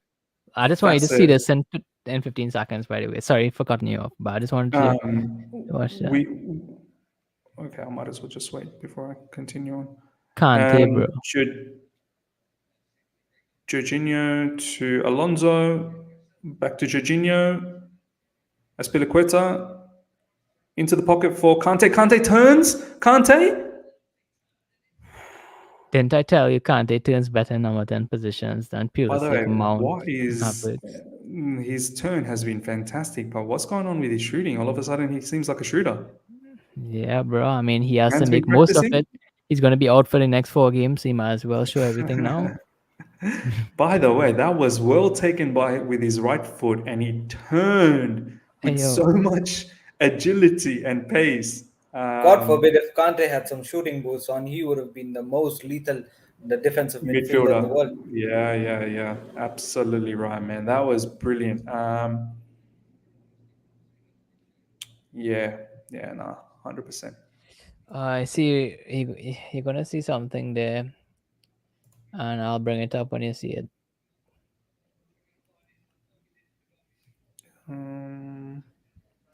They both would want to sit J5 Rice.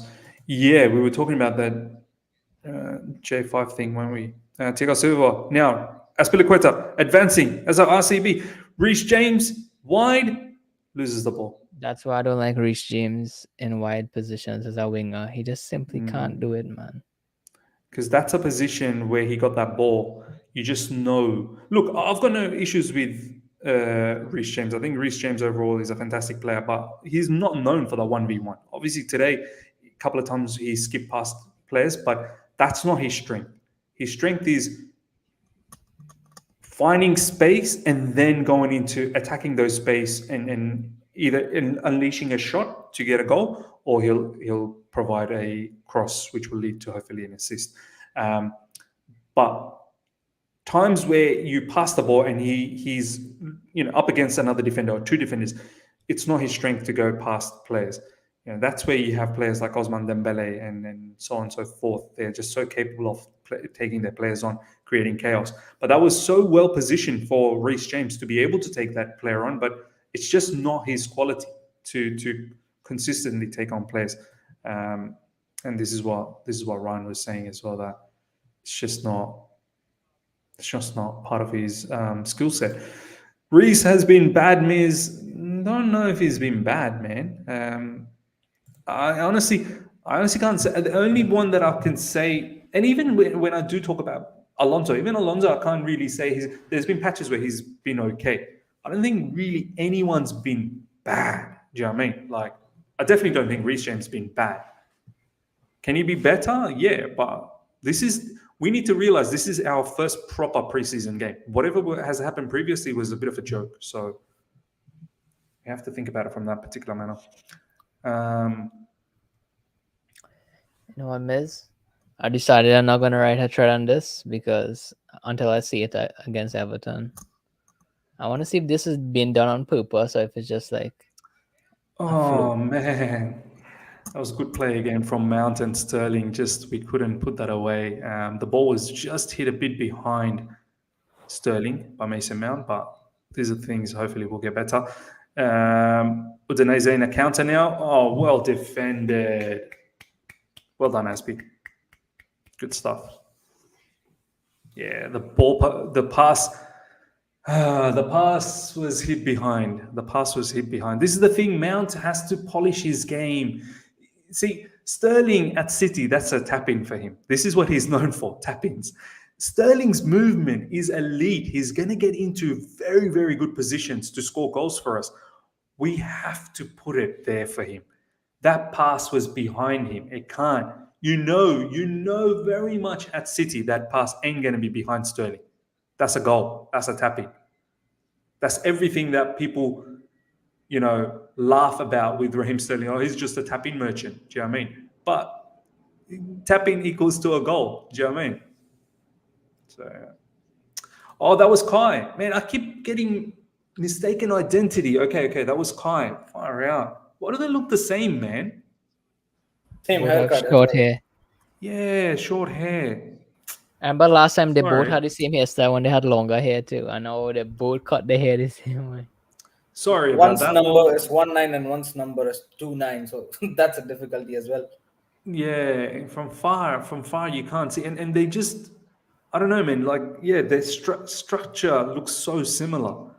Do apologize, Mason Mount. But yeah, Havertz, nonetheless, it's the same case scenario. Havertz, you've got to be able to put it on the plate, man. You've got to be able to put it on the plate. Same haircut. It was Mason's pass to Kai. Okay, it's just difficult. They both look so same. It is what it is. But bottom line, players got to sharpen up that side of the game. Kante is in such a form today. When Wow. this guy is in such a form today like this, you can't beat our midfield. As Sterling simple is as so that. good, man. I love him in his false 9 position. Kante is winning the ball, losing the ball, winning it back again. Winning it back again, yeah. I Within a love jiffy. Sterling in his false 9 position, bro. He's creating a lot of havoc, man. He understands that false line. He's moving. Look at that ball threaded by Sterling. Mace into the box. Sterling was literally in the opposition, defensive line, and then he drops a little bit to pick up the ball, and then he releases Mason. These are the qualities he picked up from Man City. So he just knows. He knows what needs to happen. Again, Sterling dropping in. This time he's taking the players on. No one in the box though, Sterling. Now players coming in. Yeah. Well done, Sterling. He didn't That just is good, look. bro.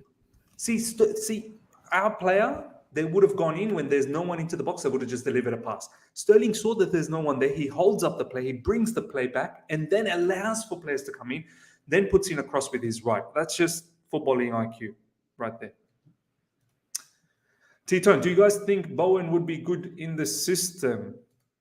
Ryan, you're leaving, as in you're gonna come back, yeah? Yeah, okay. Ryan's gonna come back, yeah. Do you guys think Bowen would be good in this system? I see no reason why he wouldn't be. I think he would be a very good inside forward. Take the position where Havertz is playing. I think Bowen would be very good in that position. I mean, Ishan, do you think Bowen would be good? Oh yeah, definitely. I think so. Bowen would be a very good player. The way he's been direct and the way he's taken the players one-on-one in the past season, and also having Sterling at the other hand, just going on, one-on-one against the players and getting those 1v1 dribblings on. It would have been a good combination, but I think so. The better combination would have been a Dembele and a Sterling. That would have been a dream combination to have. One side Dembele and other side Sterling. It would have been fire. But it is what it is. We move, and I hope.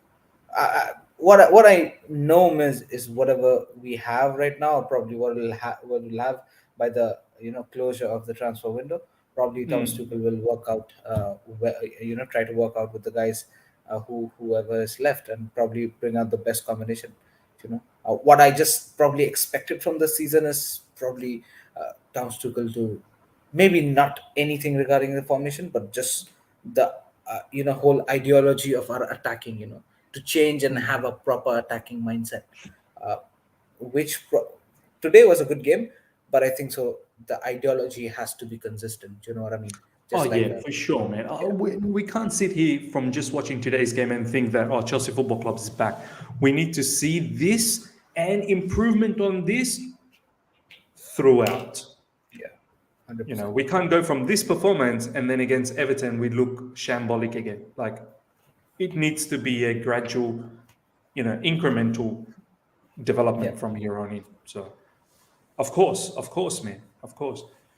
But I'm very happy. I'm happy that the performance has been drastically better from that Arsenal drubbing. So at least Chelsea's showing us that.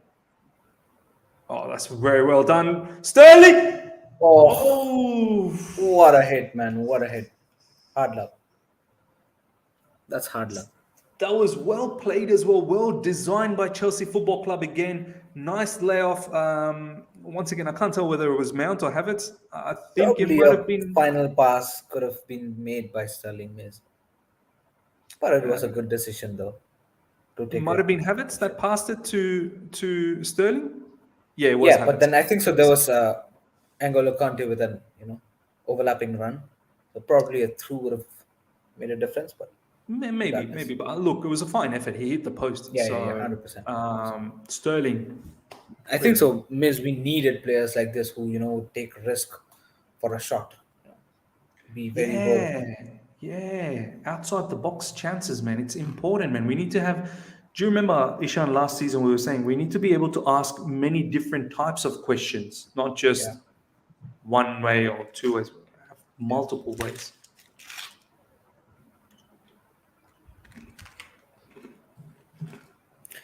Now, one thing I think so, the live chat also was mentioning, and we probably missed out this. Koulibaly's passing is very, very good. His left-footed passing, his long findings, from left-hand side to someone on right-hand side, like a Reece James or probably Kai Havertz.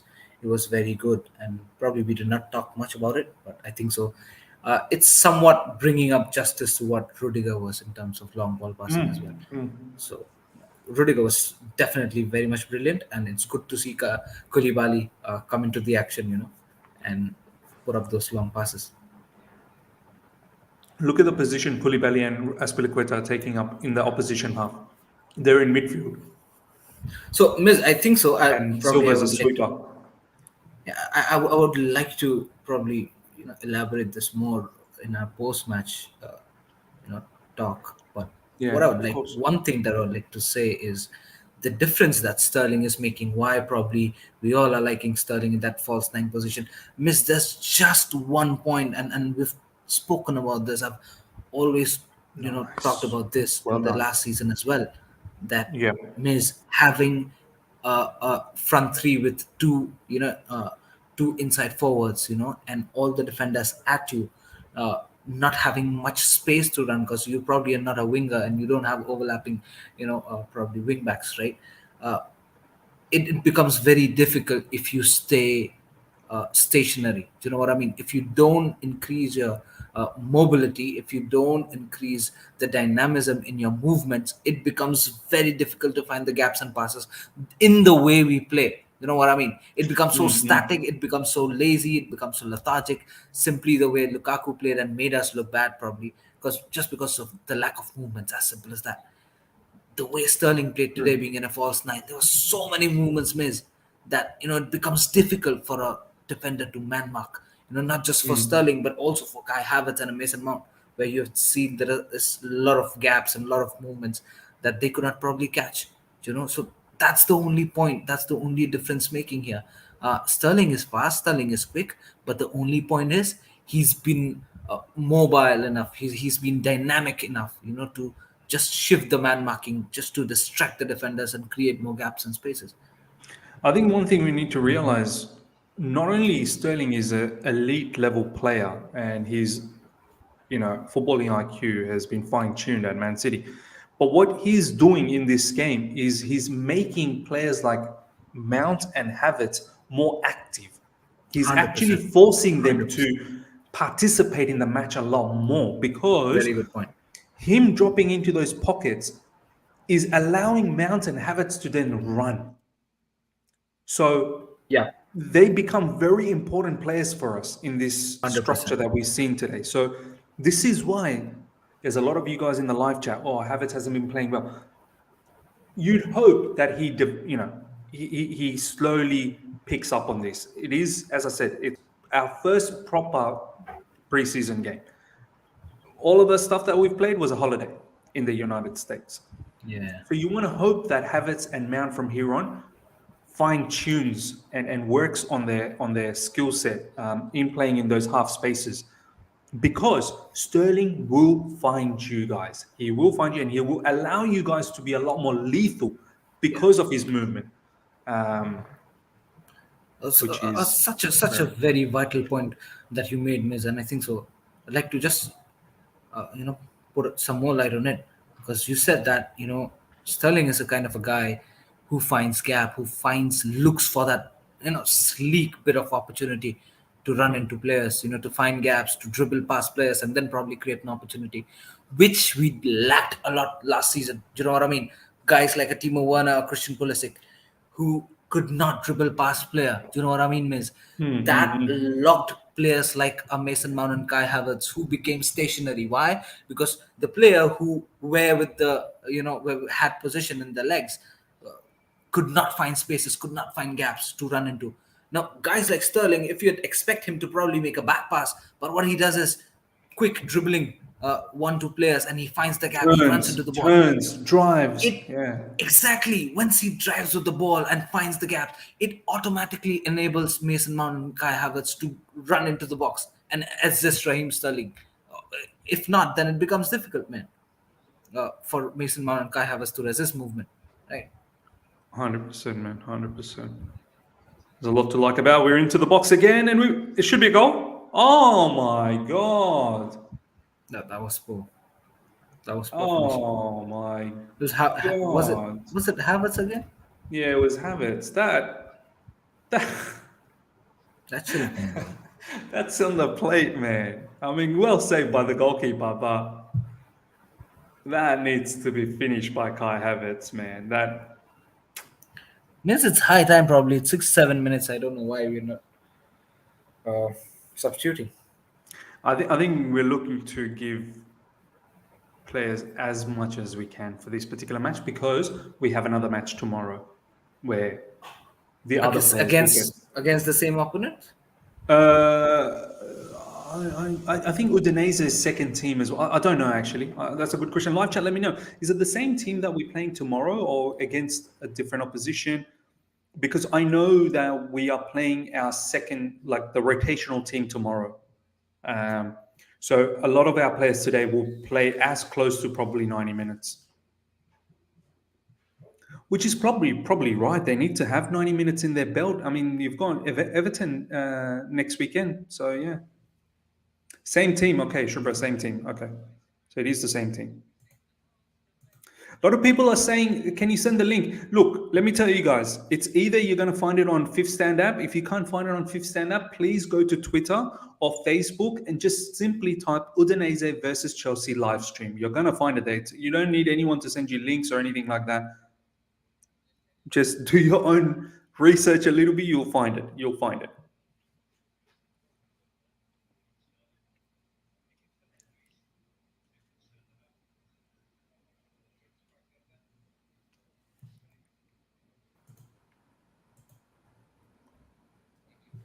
What's happening? Are they taking another drinks break or something?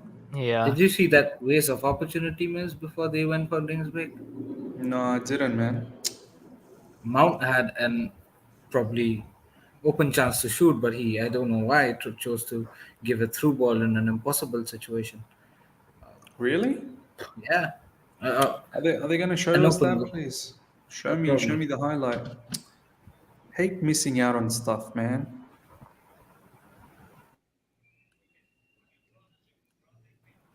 What's happening? They're having more drinks break than IPL. Strategic timeout. Do you reckon football should have that strategic timeout? I'm against it. I don't like it, but I really want to see Harvey Vale, though, man. At least for some minutes. How do you feel? K Mukindia, look, it's live on YouTube. For all the people that are saying, where's the link? Where's it? Check it out. YouTube, Facebook, Twitter. Come on, guys. I gave the link initially. I just can't be going away because I lose focus on the game. And I can't actually pin it. Some people are saying that you could get done in YouTube driving people where to watch the match. Hudson-Odoi, Vale, and somebody else is coming in. Emerson, seems like. Yeah, it seems like we'll play better now with Vale and watch and see. I'm really looking forward to that. There you go. Harvey Vale is coming on. That's what I wanted. I think his link up with Sterling is going to be fantastic. Let's see what he does. It's so interesting that Sterling's not coming off. And wouldn't it be interesting to see Vale and Sterling combinations? I think so. That's what I'm waiting for. This is what I mean. I think Thomas Tuchel's starting to understand that, no, I need to keep the talisman up there and then allow a different type of forwards to Check all the come. permutation combinations. Yeah. Because no point in taking Sterling out and then putting in someone like, I don't know, who else is available in the bench. Let's have a look at the bench. Emerson's coming up for James.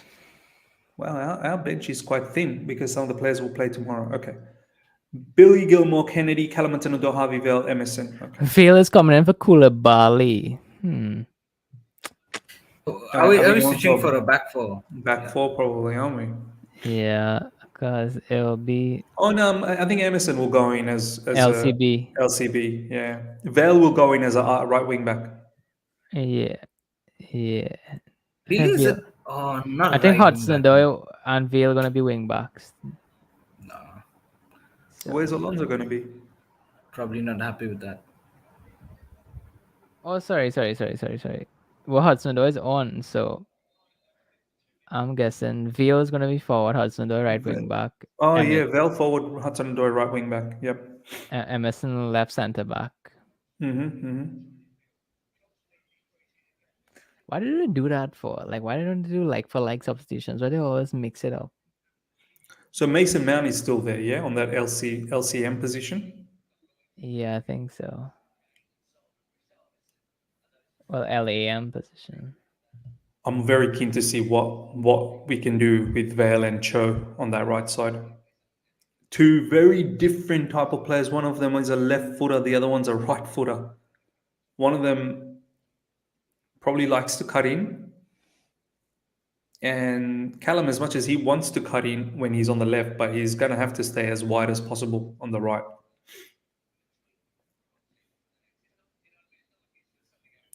No minutes for Gilmour. Why though? Is it over? Like, I'm sure we can do more substitutions. Yeah, I think so. There's no restrictions on number. Yeah, of there's no substitutions, restrictions. Why would you think there's no minutes for Gilmour? It's only 73 minutes. He could possibly get last 10 minutes. Kante is our number 10. Yo, damn. I have to say, this game is justified his number 10 creative qualities. I probably said, who is Gallagher, bro? Y'all think I'm replacing me with Gallagher? But you know what? Gallagher should be watching the way Kante has played this game. This is probably what is expected of Gallagher. This what is the role. It's the role, yeah. Someone who could get into those number 10 areas and shoot. Just because Ryan mentioned about Gallagher being number 10, I think so.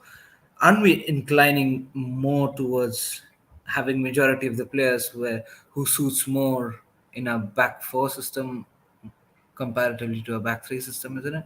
Looking at Gallagher coming in, Sterling, who would prefer the extreme wing position. The other guys as well, the other wingers as well, other players as well, even the centre backs, Koulibaly probably. I think so. They prefer more in a back four position. Look, ultimately, look at the screen at the moment, Ishan. We talk about the back three. We talk about the back four. What do you see right now when you see in defense? Oh my days, that was so well played again. Who was that time? Callum picking up. Who put that cross in, man? Great pass, man. Callum was almost. I think so, Jorginho. Oh, it was Jorginho again. What a boss, man. Jorginho classic today, bro. Ishan, going back to that point, have a look at, for a second, forget about the back three, forget about the back four. Have a look at when we have the ball and look at all the players, how they're positioned. I think we need to understand roles as opposed to formation. What is Gallagher's role? What is Kante's role? What has Kante been doing in this match? Regardless of the formation, Kante's role, as I can see, is he's playing just behind the striker. He's playing just in and around all the front three players. And he's a little bit more advanced than Jorginho, but they're sort of working in tandem. Sometimes Jorginho is advanced, sometimes Kante is advanced, but predominantly it's Kante is advanced. Kante is getting into those areas in the final third where he's able to pick up the ball, turn, and drive as well. That's how he scored the goal. I think we need to understand the role. But everything that I just said, you'd probably say that's probably not associated with Kante's profile, right? Like Kante is more of a defensive midfielder. What's he doing in these advanced positions? We need to forget about formations. We really do. The only time I bring up formation is when I talk about adding another extra attacking personnel as opposed to having a defensive personnel. For me, I've never been bothered about the formation, back three, this, that, because look, it's really a back two. It's Koulibaly and Silva who are sitting back, and then you've got Jorginho who acts as an auxiliary CB in between them. Wing backs are wide. Azpilicueta is playing in midfield. So the He's point a here midfielder. is, I mean, yeah, you made a good point there, having known the fact that Koulibaly and Thiago Silva probably are the two who's sitting there at the back, right? And probably the others are more Look in at an advanced Azpilicueta. position. Azpilicueta is in midfield. So, Have a look Miz, at where Azpilicueta is that's playing. the point, right? Why, instead of having Marcus Alonso up there, why not have a proper attacker? Do you know what I mean? See, this is the thing. Probably, This is what people Christian laugh when they Pulisic. see Pulisic as a wingback. They laugh when they see Hudson-Odoi as a wingback. In Thomas Tuchel's formation, they're not really wingbacks. They're wingers. Yeah. This is what Ryan and I have been saying on this channel so many times, that don't get worried when you see in the paper, when they show on TV, that Hudson-Odoi is a wingback or Christian Pulisic is they're wingers. It's 5 in attack, 5 in defense. Do you know what I mean? Yeah, that's true. So I think what we need to ask ourselves is what is Gallagher's role? And from watching this match, his role would be what Kante has been doing. Forget about the formation, forget about everything else. Gallagher will need to emulate what Kante has done in this game on a consistent level for him to be part of this squad. That's how I look at it.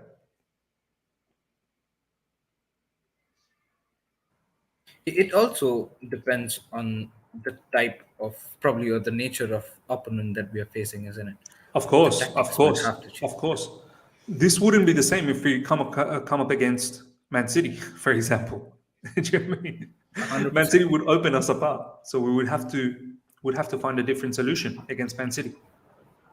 So that's where another point is, right? Why not have a consistent base of structure, consistent philosophy, where you know that probably a Kante's role that he's playing in this match would be the same role that he'll be playing in against like a Man City or a Liverpool. Do you know what I mean? And implement the same things. If not, then probably we're not settled in terms of our tactics. I think this is why Thomas Tuchel is looking for 6 signings, because he's not overly confident with the players he has because they fit only a certain style of football. Like, you can't use one player from the current team across several different style of football. Like, for example, let's just look at the Kante. Kante looks very good today, but against the genuine low block, I don't know whether Kante would absolutely work out. He may work out. Do you know what I mean? Against City, Kante would not be able to do what he's doing. He may have to be a little bit more reserved because he'll have one eye on Jorginho probably being isolated. But if you have midfielders like, I don't know, let's say if we bought someone like Basuma can play many different styles. I personally believe. Or if you have someone like Ruben Neves from Wolves, they can be plugged in many different styles. So Thomas Tuchel is only doing what he has available. Yanni is saying Declan Rice. Some people will say, yeah, this is probably why Declan Rice is someone wanted by Thomas Tuchel, that he will allow for many different styles. My only issue with Declan Rice is you're going to see a lot of the ball. And how comfortable you are always on the ball, and you cannot be hiding away from the ball, because one thing in this match, Jorginho has been whipping in some great balls. Can Declan Rice do that? Some will say he can, but that's the question.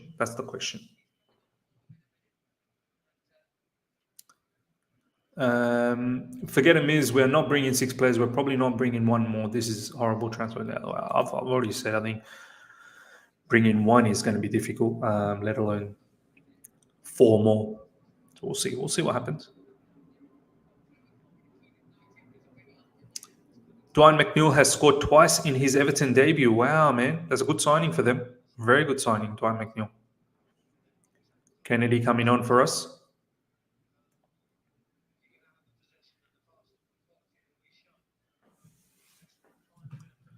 So, Miss, are we actually heading into the season with the Chilwell, Emerson, Marcus Alonso, and Kenedy? Mr. Kenedy. On the left side. Kenedy. I think we are, man. Unless we find a home for Kenedy very soon. Alonso is someone who's always wanted to leave. So are we going to do that? Now Barcelona is getting excited with Sergio Reguilon. We'll see. Miss, I want to ask you a question. Talk to me, bro. And this might take us to the 90th minute. Right, this question. You Wow, watch it's this a loaded one, huh? Yep. You watch this tactics, you watch the way that we play in football. If you had to add 3 more signings to this, what are you going to add? And the type of player, and name example of the player. Like who? If you were to add to this. Okay. These tactics. What we saw today specifically. What we saw today specifically. Yeah. 3 players coming to my mind straight away. I'm going to start with... I'll start with an inside forward. And I'm being realistic who is available, because I'm not going to just bring up names that are playing for other clubs, because no point in doing that. I think someone like Memphis Depay up front, along with Sterling, or even in sort of, let's say, Havertz. I think Memphis Depay could be lethal. First of all, standing ovation for Sterling. Top game. Yeah, someone has said Maddison as well. I think Maddison would be good, but Depay for me, someone who could definitely work well with Sterling and Mason Mount. And I think it's a healthy competition for Kai Havertz as well. I think it'll be a good kick up the backside for him. Frankie de Jong in midfield, from what I've seen with both Kante and Jorginho, I think someone like Frankie de Jong would fit in, along with Kovacic. So that 4 would be great. I don't have too much expectation with Ruben Loftus-Cheek and Ross Barkley and all of those brothers. I think Frankie de Jong in midfield would be fantastic to add to that. And the other player would be a wing back. So no CB. I mean, I guess I'm being... the reason why I didn't bring up the CB... You're going to say we're going to get into this. We're not going to replace Rudiger and Christensen. Look, I would like Wesley Fofana. I would like Vardiol. I'm just... This is what I said. I was being realistic. Do you know what I mean? That's why I've gone with Depay and de Jong, that I feel like realistically you can get that. If I want to actually say an RCB, 100%, I want a Jules Koundé. So obviously I would want someone there. It's just... Who are we getting? That's why I sort of hesitated in my mind that I didn't go for an RCB. Maybe we keep Azpi, and Chalobah is the one who's going to start predominantly. But yeah, RCB is a position. We've talked about it in this stream that someone like Wesley Fofana would be good, but that price tag is insane for me for a player who's just come back from a horrific injury. Some of you guys are saying that a broken leg is a quick recovery. Okay, it is what it is. Vardiol is someone I'm not sure if that's really going to happen when Leipzig has lost Mukiel. But yeah, those are my thoughts. I think we're going to go back for Ake one more time. Well, the rumors have started, hasn't it? Yep. Fabrizio Romano came up saying that we went for Ake and that could possibly happen, which will then put Koulibaly on the right side. So, yeah, tactically it makes sense. It makes sense. Pavard, I haven't really talked to both of you guys about Pavard. Ryan, I'll go to you first. A lot of people are talking about Pavard, and then we'll go to Ishan. Ryan, I know you said little bits and pieces about Pavard earlier on in the stream, but give us your proper feeling towards Pavard as RCB. No, honestly, Miz, I haven't seen him enough. Same. Haven't seen him enough. Same. But he's a player in a very good team. And if you could start does for he that regularly team, start for them, by the way? Right. yeah, Okay. to regularly start for that team, that means you have to be really good. And but I would probably watch some Bayern matches from last season and get back to you sometime this week. If the links get stronger, I'll watch a couple because, I mean, it'll be good. Yeah. Of course. I think Bayern is playing this weekend as well in their Super Cup against. Can't remember who they're playing against, but yeah, Bayern. Especially in that back three. I think Pavard played in that back three under Nagelsmann, so I want to watch some there just to see what does he bring and build up, etc. That's what I want to see.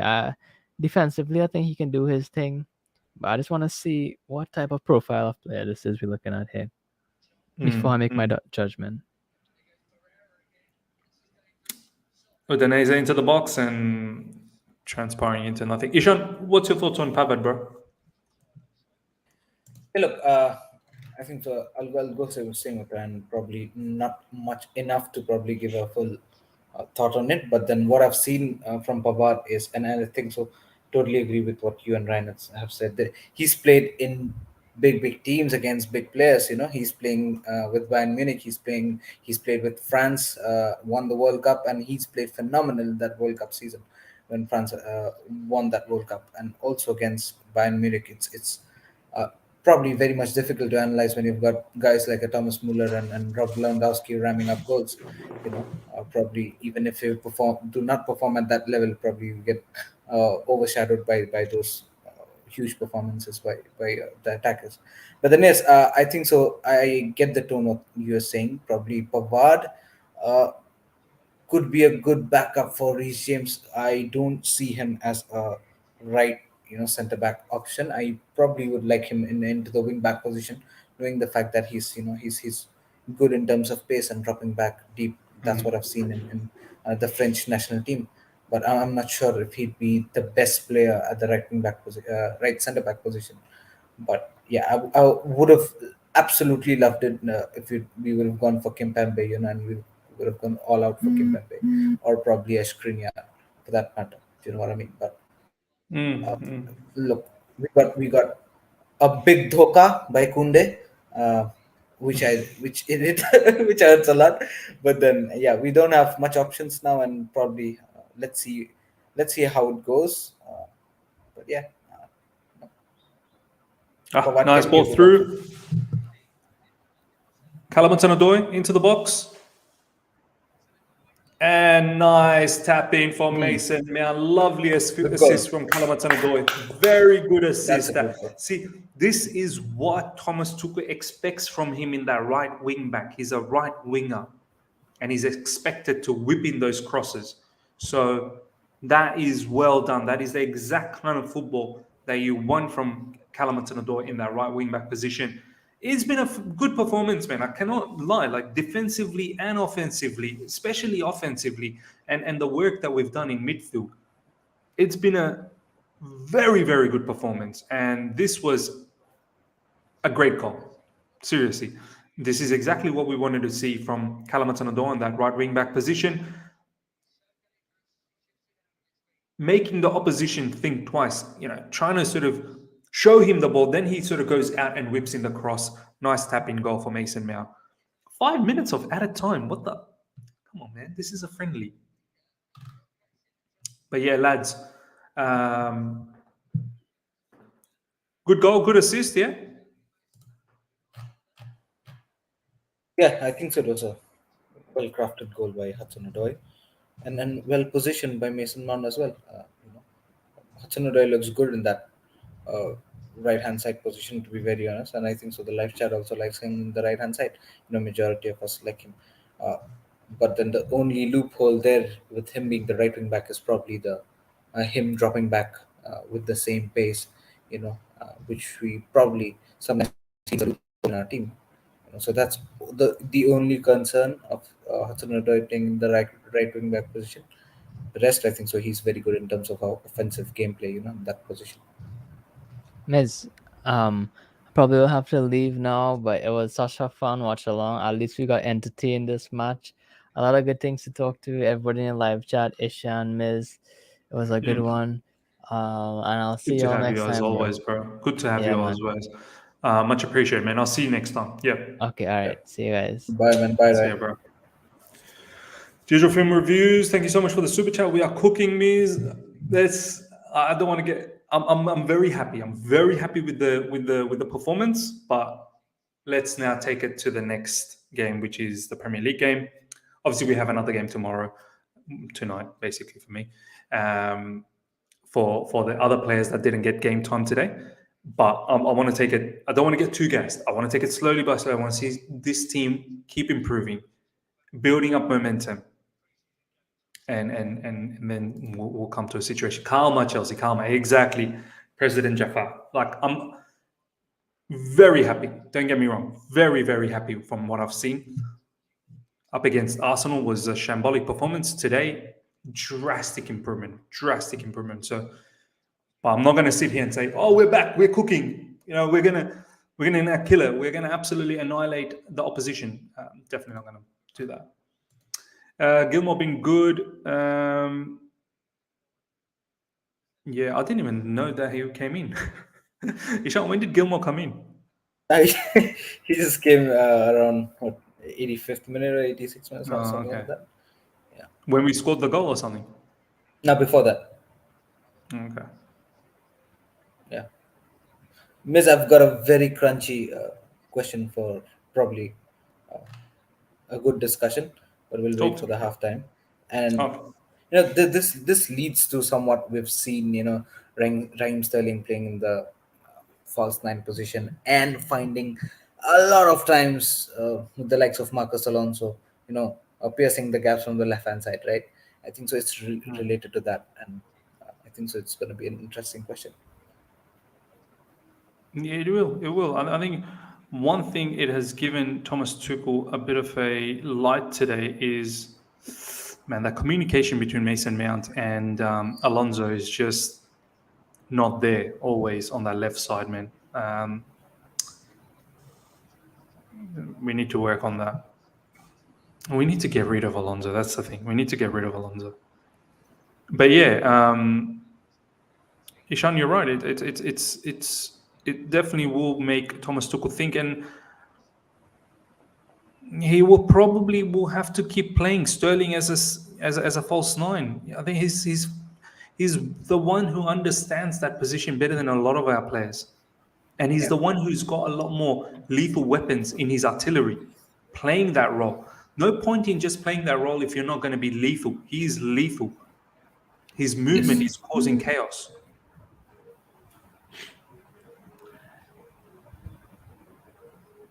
So, Miss, let me just ask it. Probably if ignited this topic. Let's not just hold back. So there are two phases of this, right? One, looking at the first half today, right? Predominantly in the first half, we've seen multiple times Raheem Sterling try to drag the ball from the right-hand side, dribble past few players, and then quickly find a looped cross to Marcus Alonso where he was alone, right? And where he, probably took advantage of the gaps, right? And you would like to finish it off, Miss? Then probably would like conversation. No, carry on, and then we'll start. Go. Yeah, so I was saying that most of the times in the first half you've seen that Marcus Alonso probably head into those gaps right after Sterling finding those loop and crosses. After being heavily man marked, and probably those crosses by Sterling enables Marcus Alonso to run through gaps. Right. On the base of that, there are two things. One, we know that Marcus Alonso ain't gonna be the first choice or left wing back for us, right? It's going to be a Ben Chilwell. My first question to you is, uh, what do you think that how much is Sterling's presence in the false nine position going to be? Uh, in terms of heading into the season, uh, how much is Sterling going to play how frequent is Sterling going to play in the false nine position, and how is Ben Chilwell going to probably combine and build up with Sterling, because we know the fact that means Marcus Alonso, comparatively to Ben Chilwell, Marcus Alonso finds better gaps and probably makes himself find better position in terms of the attacking forefront comparatively to Ben Chilwell, although his other attributes are very much scratchy. But we know the fact that he finds himself in a better attacking position comparatively to Ben Chilwell. Do you think that this sort of a combination going into the season would be seen more, where you'll see a lot of Raheem Sterling as a false nine, and you'll see Ben Chilwell probably chipping in, and probably the chemistry might cook something? Or do you think that Raheem Sterling, for the majority of the season, is going to play in the left hand side as a left inside forward, and probably there's going to be something different cooking? Look, man, it all really depends. Right now, we're probably thinking about Raheem Sterling as a false nine, is because we don't have a nine. We definitely don't have a nine that can do the damage up front, that can play to the level that we want them to play. And we don't really have a false nine that can play to the level that we want them to play. Sterling is someone who's very, very comfortable in the final third. He makes the right decision. And he understands playing as a false nine. He, as I said, dropping into little pockets in midfield allows the inside forwards to be very active. So right now it makes sense, but I don't know if we end up getting, Memphis Depay, for example, or if we end up playing Armando Broja up front, it could be a different ballgame again. So, and then depending on the opposition. Sterling looks really good today. Is he going to look really good against, I don't know, a team that's going to sit back? Like, it's all different solutions that Thomas Tuchel will need to find. So, basically, what needs to happen, though, is players need to be comfortable with the ball. You got to have good technical ability. You need to understand the fundamentals of Thomas Tuchel, what Thomas Tuchel wants to do up front, whatever it is. And that will only, over the next few weeks, will start to shape up, we'll understand, we'll develop, because it's too early to say right now, off the back of a first proper preseason game, which is today. As I keep saying, previous preseason games were holiday. Today was the first time we actually saw tactically something different. Sterling playing as a false nine, allowing the two inside forwards to attack, run at the defenders. We then saw Kante playing more as a 10, an advanced sort of player, because we had the ball a lot. We saw Jorginho at times playing a little bit advanced and finding those passes. We saw Azpilicueta from the right CB position playing as a right back at times, which then allows Reece James to be more inside the box as another added body. So tactically, we saw what Thomas Tuchel wanted to do today. But I can't say that this is how it's going to be every single game, because you will come across teams that don't play like Udinese, that will be defensively solid, will literally put 7 behind. Then what do? Then, it's a different ballgame again. Or you're going to come across a team like Man City, who are probably going to hold a lot more possession than you. Then what do? You're going to have to think about counter-attack. Is Sterling suited for a counter-attack to play as a false nine? Probably not. Sterling will be better suited as a left wing at that time, as an outlet. Do you know what I mean? So, yeah. Look, it's different solutions. Thomas Tuchel needs to be on his game all the time. Today, from today's performance, I think it gives an indication that maybe we may see Ishan, Sterling as a false nine until we bring in someone new. because right now with the players we have, I don't know whether we will do anything different unless we see something different with Broja tomorrow. So hopefully Broja plays tomorrow in that second game. We see what Armando Broja has to bring for us, and then we can make that judgment. Let's talk about this match though. Ishan, off the back of that drubbing against Arsenal, and Arsenal looks like they're very advanced in their pre-season, right? In terms of their fitness, in terms of their attacking pattern, the way they opened us up several times in that game. This game has given me some heart moving into the new season, moving in against Everton. From your perspective, Ishan, how do you feel about our defense? Predominantly, I know we let in one goal, but I thought overall we were in control. So yeah, what do you think about the back three? What do you think about the wing backs? And just overall, what do you think about the attackers and the midfielders as well? Miss, today we went with predominantly the strongest side we could put in front. Barring Ben Chilwell, I think so. We put up the strongest squad, and also Kovacic. But we had a Jorginho and Kante who are equally the starters as Kovacic. But yeah, we went with the strongest squad to check what can we put in front of the table, what are the different questions we can ask, having Sterling up front, having Koulibaly at the back. Are we good and rigid in the defense? Are we asking a lot of questions in front in the attack? How is Sterling gelling up with the likes of Mason Mount and Kai Havertz? I think so that's what we're trying to figure out this for this game, knowing the fact that we put up our strongest squad. Probably it would have been easy for us to predict that we would win this match. We eventually did, but then the most important thing for me was not just to the bounce back from the last game. I don't like to use that word, but just to show just to see if we've improved in terms of team chemistry. Is there a cohesion between our attackers? How are our wing backs playing? How is our midfielders playing? Are we gelling up with the new signings? Is Sterling responding well? We've tried a different set of combination where Sterling came up as a false nine player, had a lot of movement up there being a false nine, and became very difficult for the Udinese defenders to man mark Raheem Sterling. In fact, it allowed Mason Mount and Kai Havertz to run into more spaces, gaps, and create more chances. That's what we saw in today's game. In terms of attacking forefront, and that's which was important for us today.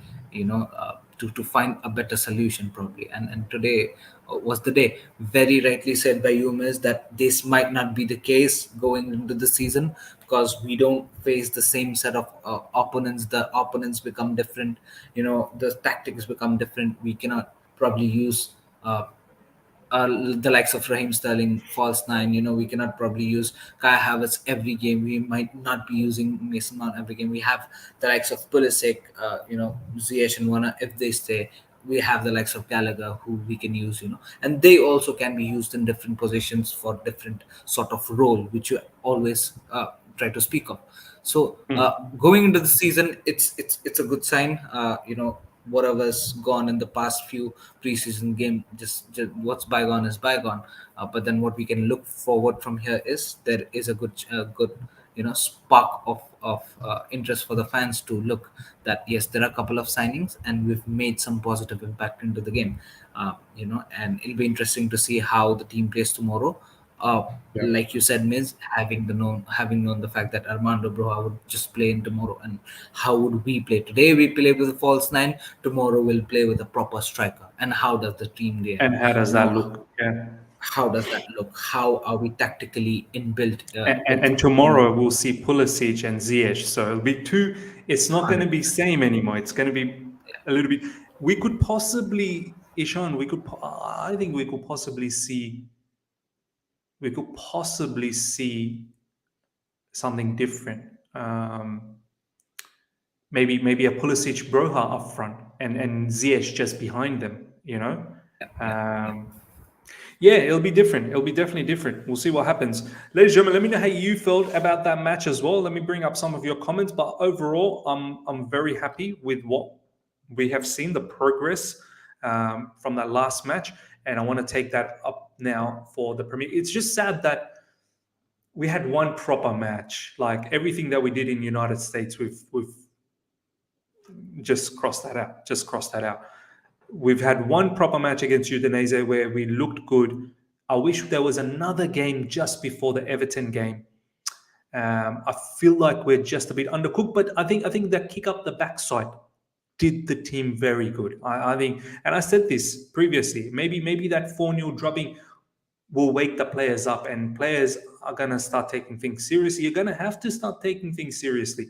No points are going to be easy in the Premier League. Not a single point will be easy. Away from home, Everton, you better believe Everton are going to fight for their life, because I'll tell you right now, Everton, in my opinion, are going to be mid-table to in that relegation battle zone, because they've not really gone out there and done massive business. Yeah, they got in McNeil, they got in Tarkowski, and they got in that Wolves player, I believe, or that Portuguese player, Vinagre or whatever. But it's not like they've absolutely cleaned it up. So you best believe they're gonna fight for every point. They've not been able to replace Richarlison, who was one of their main players. So look, we better be ready, and we better make sure that we get that 3 points, because the game after that is Spurs. Before we wrap things up, Ishan, next up is the Everton game, Premier League season kicking off. I know we've got the other game later tomorrow, but that's for the other players that didn't get the matches. But I think the next proper game is the Premier League game. Hey, how you feeling, man, moving into the new season? Thankfully, a win today helped us to get excited. That's what I can say, because the last game, oh my days, miss. I told you after the live game, I think so the next day we went live, and I told you at this rate we'll lose to every team in the Premier League. If we play that way, we'll lose against Nottingham Forest, we'll lose against some Power Rangers FC in the FA Cup, and Carabao Cup. So good thing that we've got the win, but like you said, we'll have to build up on the momentum, and probably going into the season, the boys should be well nourished and well ready for not just the Premier League, but also to face the big teams. You know what I mean? The likes of the big boys out there, Man City and Liverpool. So yeah, I think so. Now I'm starting to get excited about the season. Some breaking news coming up. Thank you so much, Sashi, providing me with that comment. I believe Timo Werner wasn't even in the bench for this game. I think Timo Werner didn't even travel, I believe. Is that right? Someone, can you confirm that to me? I think Timo Werner didn't even travel. So he probably won't even take participation in tomorrow's match either. I don't know how much. This is from CFC Bayern. So this is Christian Folks. When it comes to German news, I'm telling you, he's probably the best one. When it comes to German news, any other news, forget it. If Christian Folks is talking about some English player, in the Premier League, don't listen to Christian Folks. If he's talking about some Italian player in the Italian league, don't listen. German player going back or being in the German Bundesliga, you're going to have to take Christian Folks seriously. Timo Werner has accepted 50% pay cut to join Leipzig. A loan fee with the purchase clause is being discussed. Bayern and others Christian Falk and others from Build. So look, this is the right thing. Okay, some people are saying that this is all fake. Why would this be fake? I mean, are you wanting it to be fake, Rane? Do you want Timo Werner to stay? I mean, do you want this news to be fake? I hope this is true. I need this guy to be gone. Werner leaving, let's pop a champagne open. I mean, yeah, look, we'll see what transpires out of this. Fake, like always. Timo injured. Okay, looks like a lot of you guys may be saying that this is not the right news. Look, bottom line, we need him gone. So, I hope none of you guys are actually thinking, let's give Timo a chance. So yeah, let's see. Ladies and gentlemen, we'll wrap things up. Over 500 people live. Smash the like button. Get those likes up to 300, as I said. Only a few more likes. 22 likes away from 300 likes. Let's do that. Good match. Chelsea winning 3-1. I need to change this before we wrap things up. Just quickly in the bottom, the ticker has been showing 2-1. Yeah, overall good performance. We move on to the next match. We will have a watch along tomorrow, ladies and gentlemen, for the other match. So apparently Fifth Stand will show that match. So we'll definitely watch it together. So do come along for that. Ishan, if you're available, more than welcome to come along and do that watch along as well. So yeah, hope you guys have enjoyed today's watch along. Smash the like button. Make sure you subscribe before you go. Until next time. So yeah.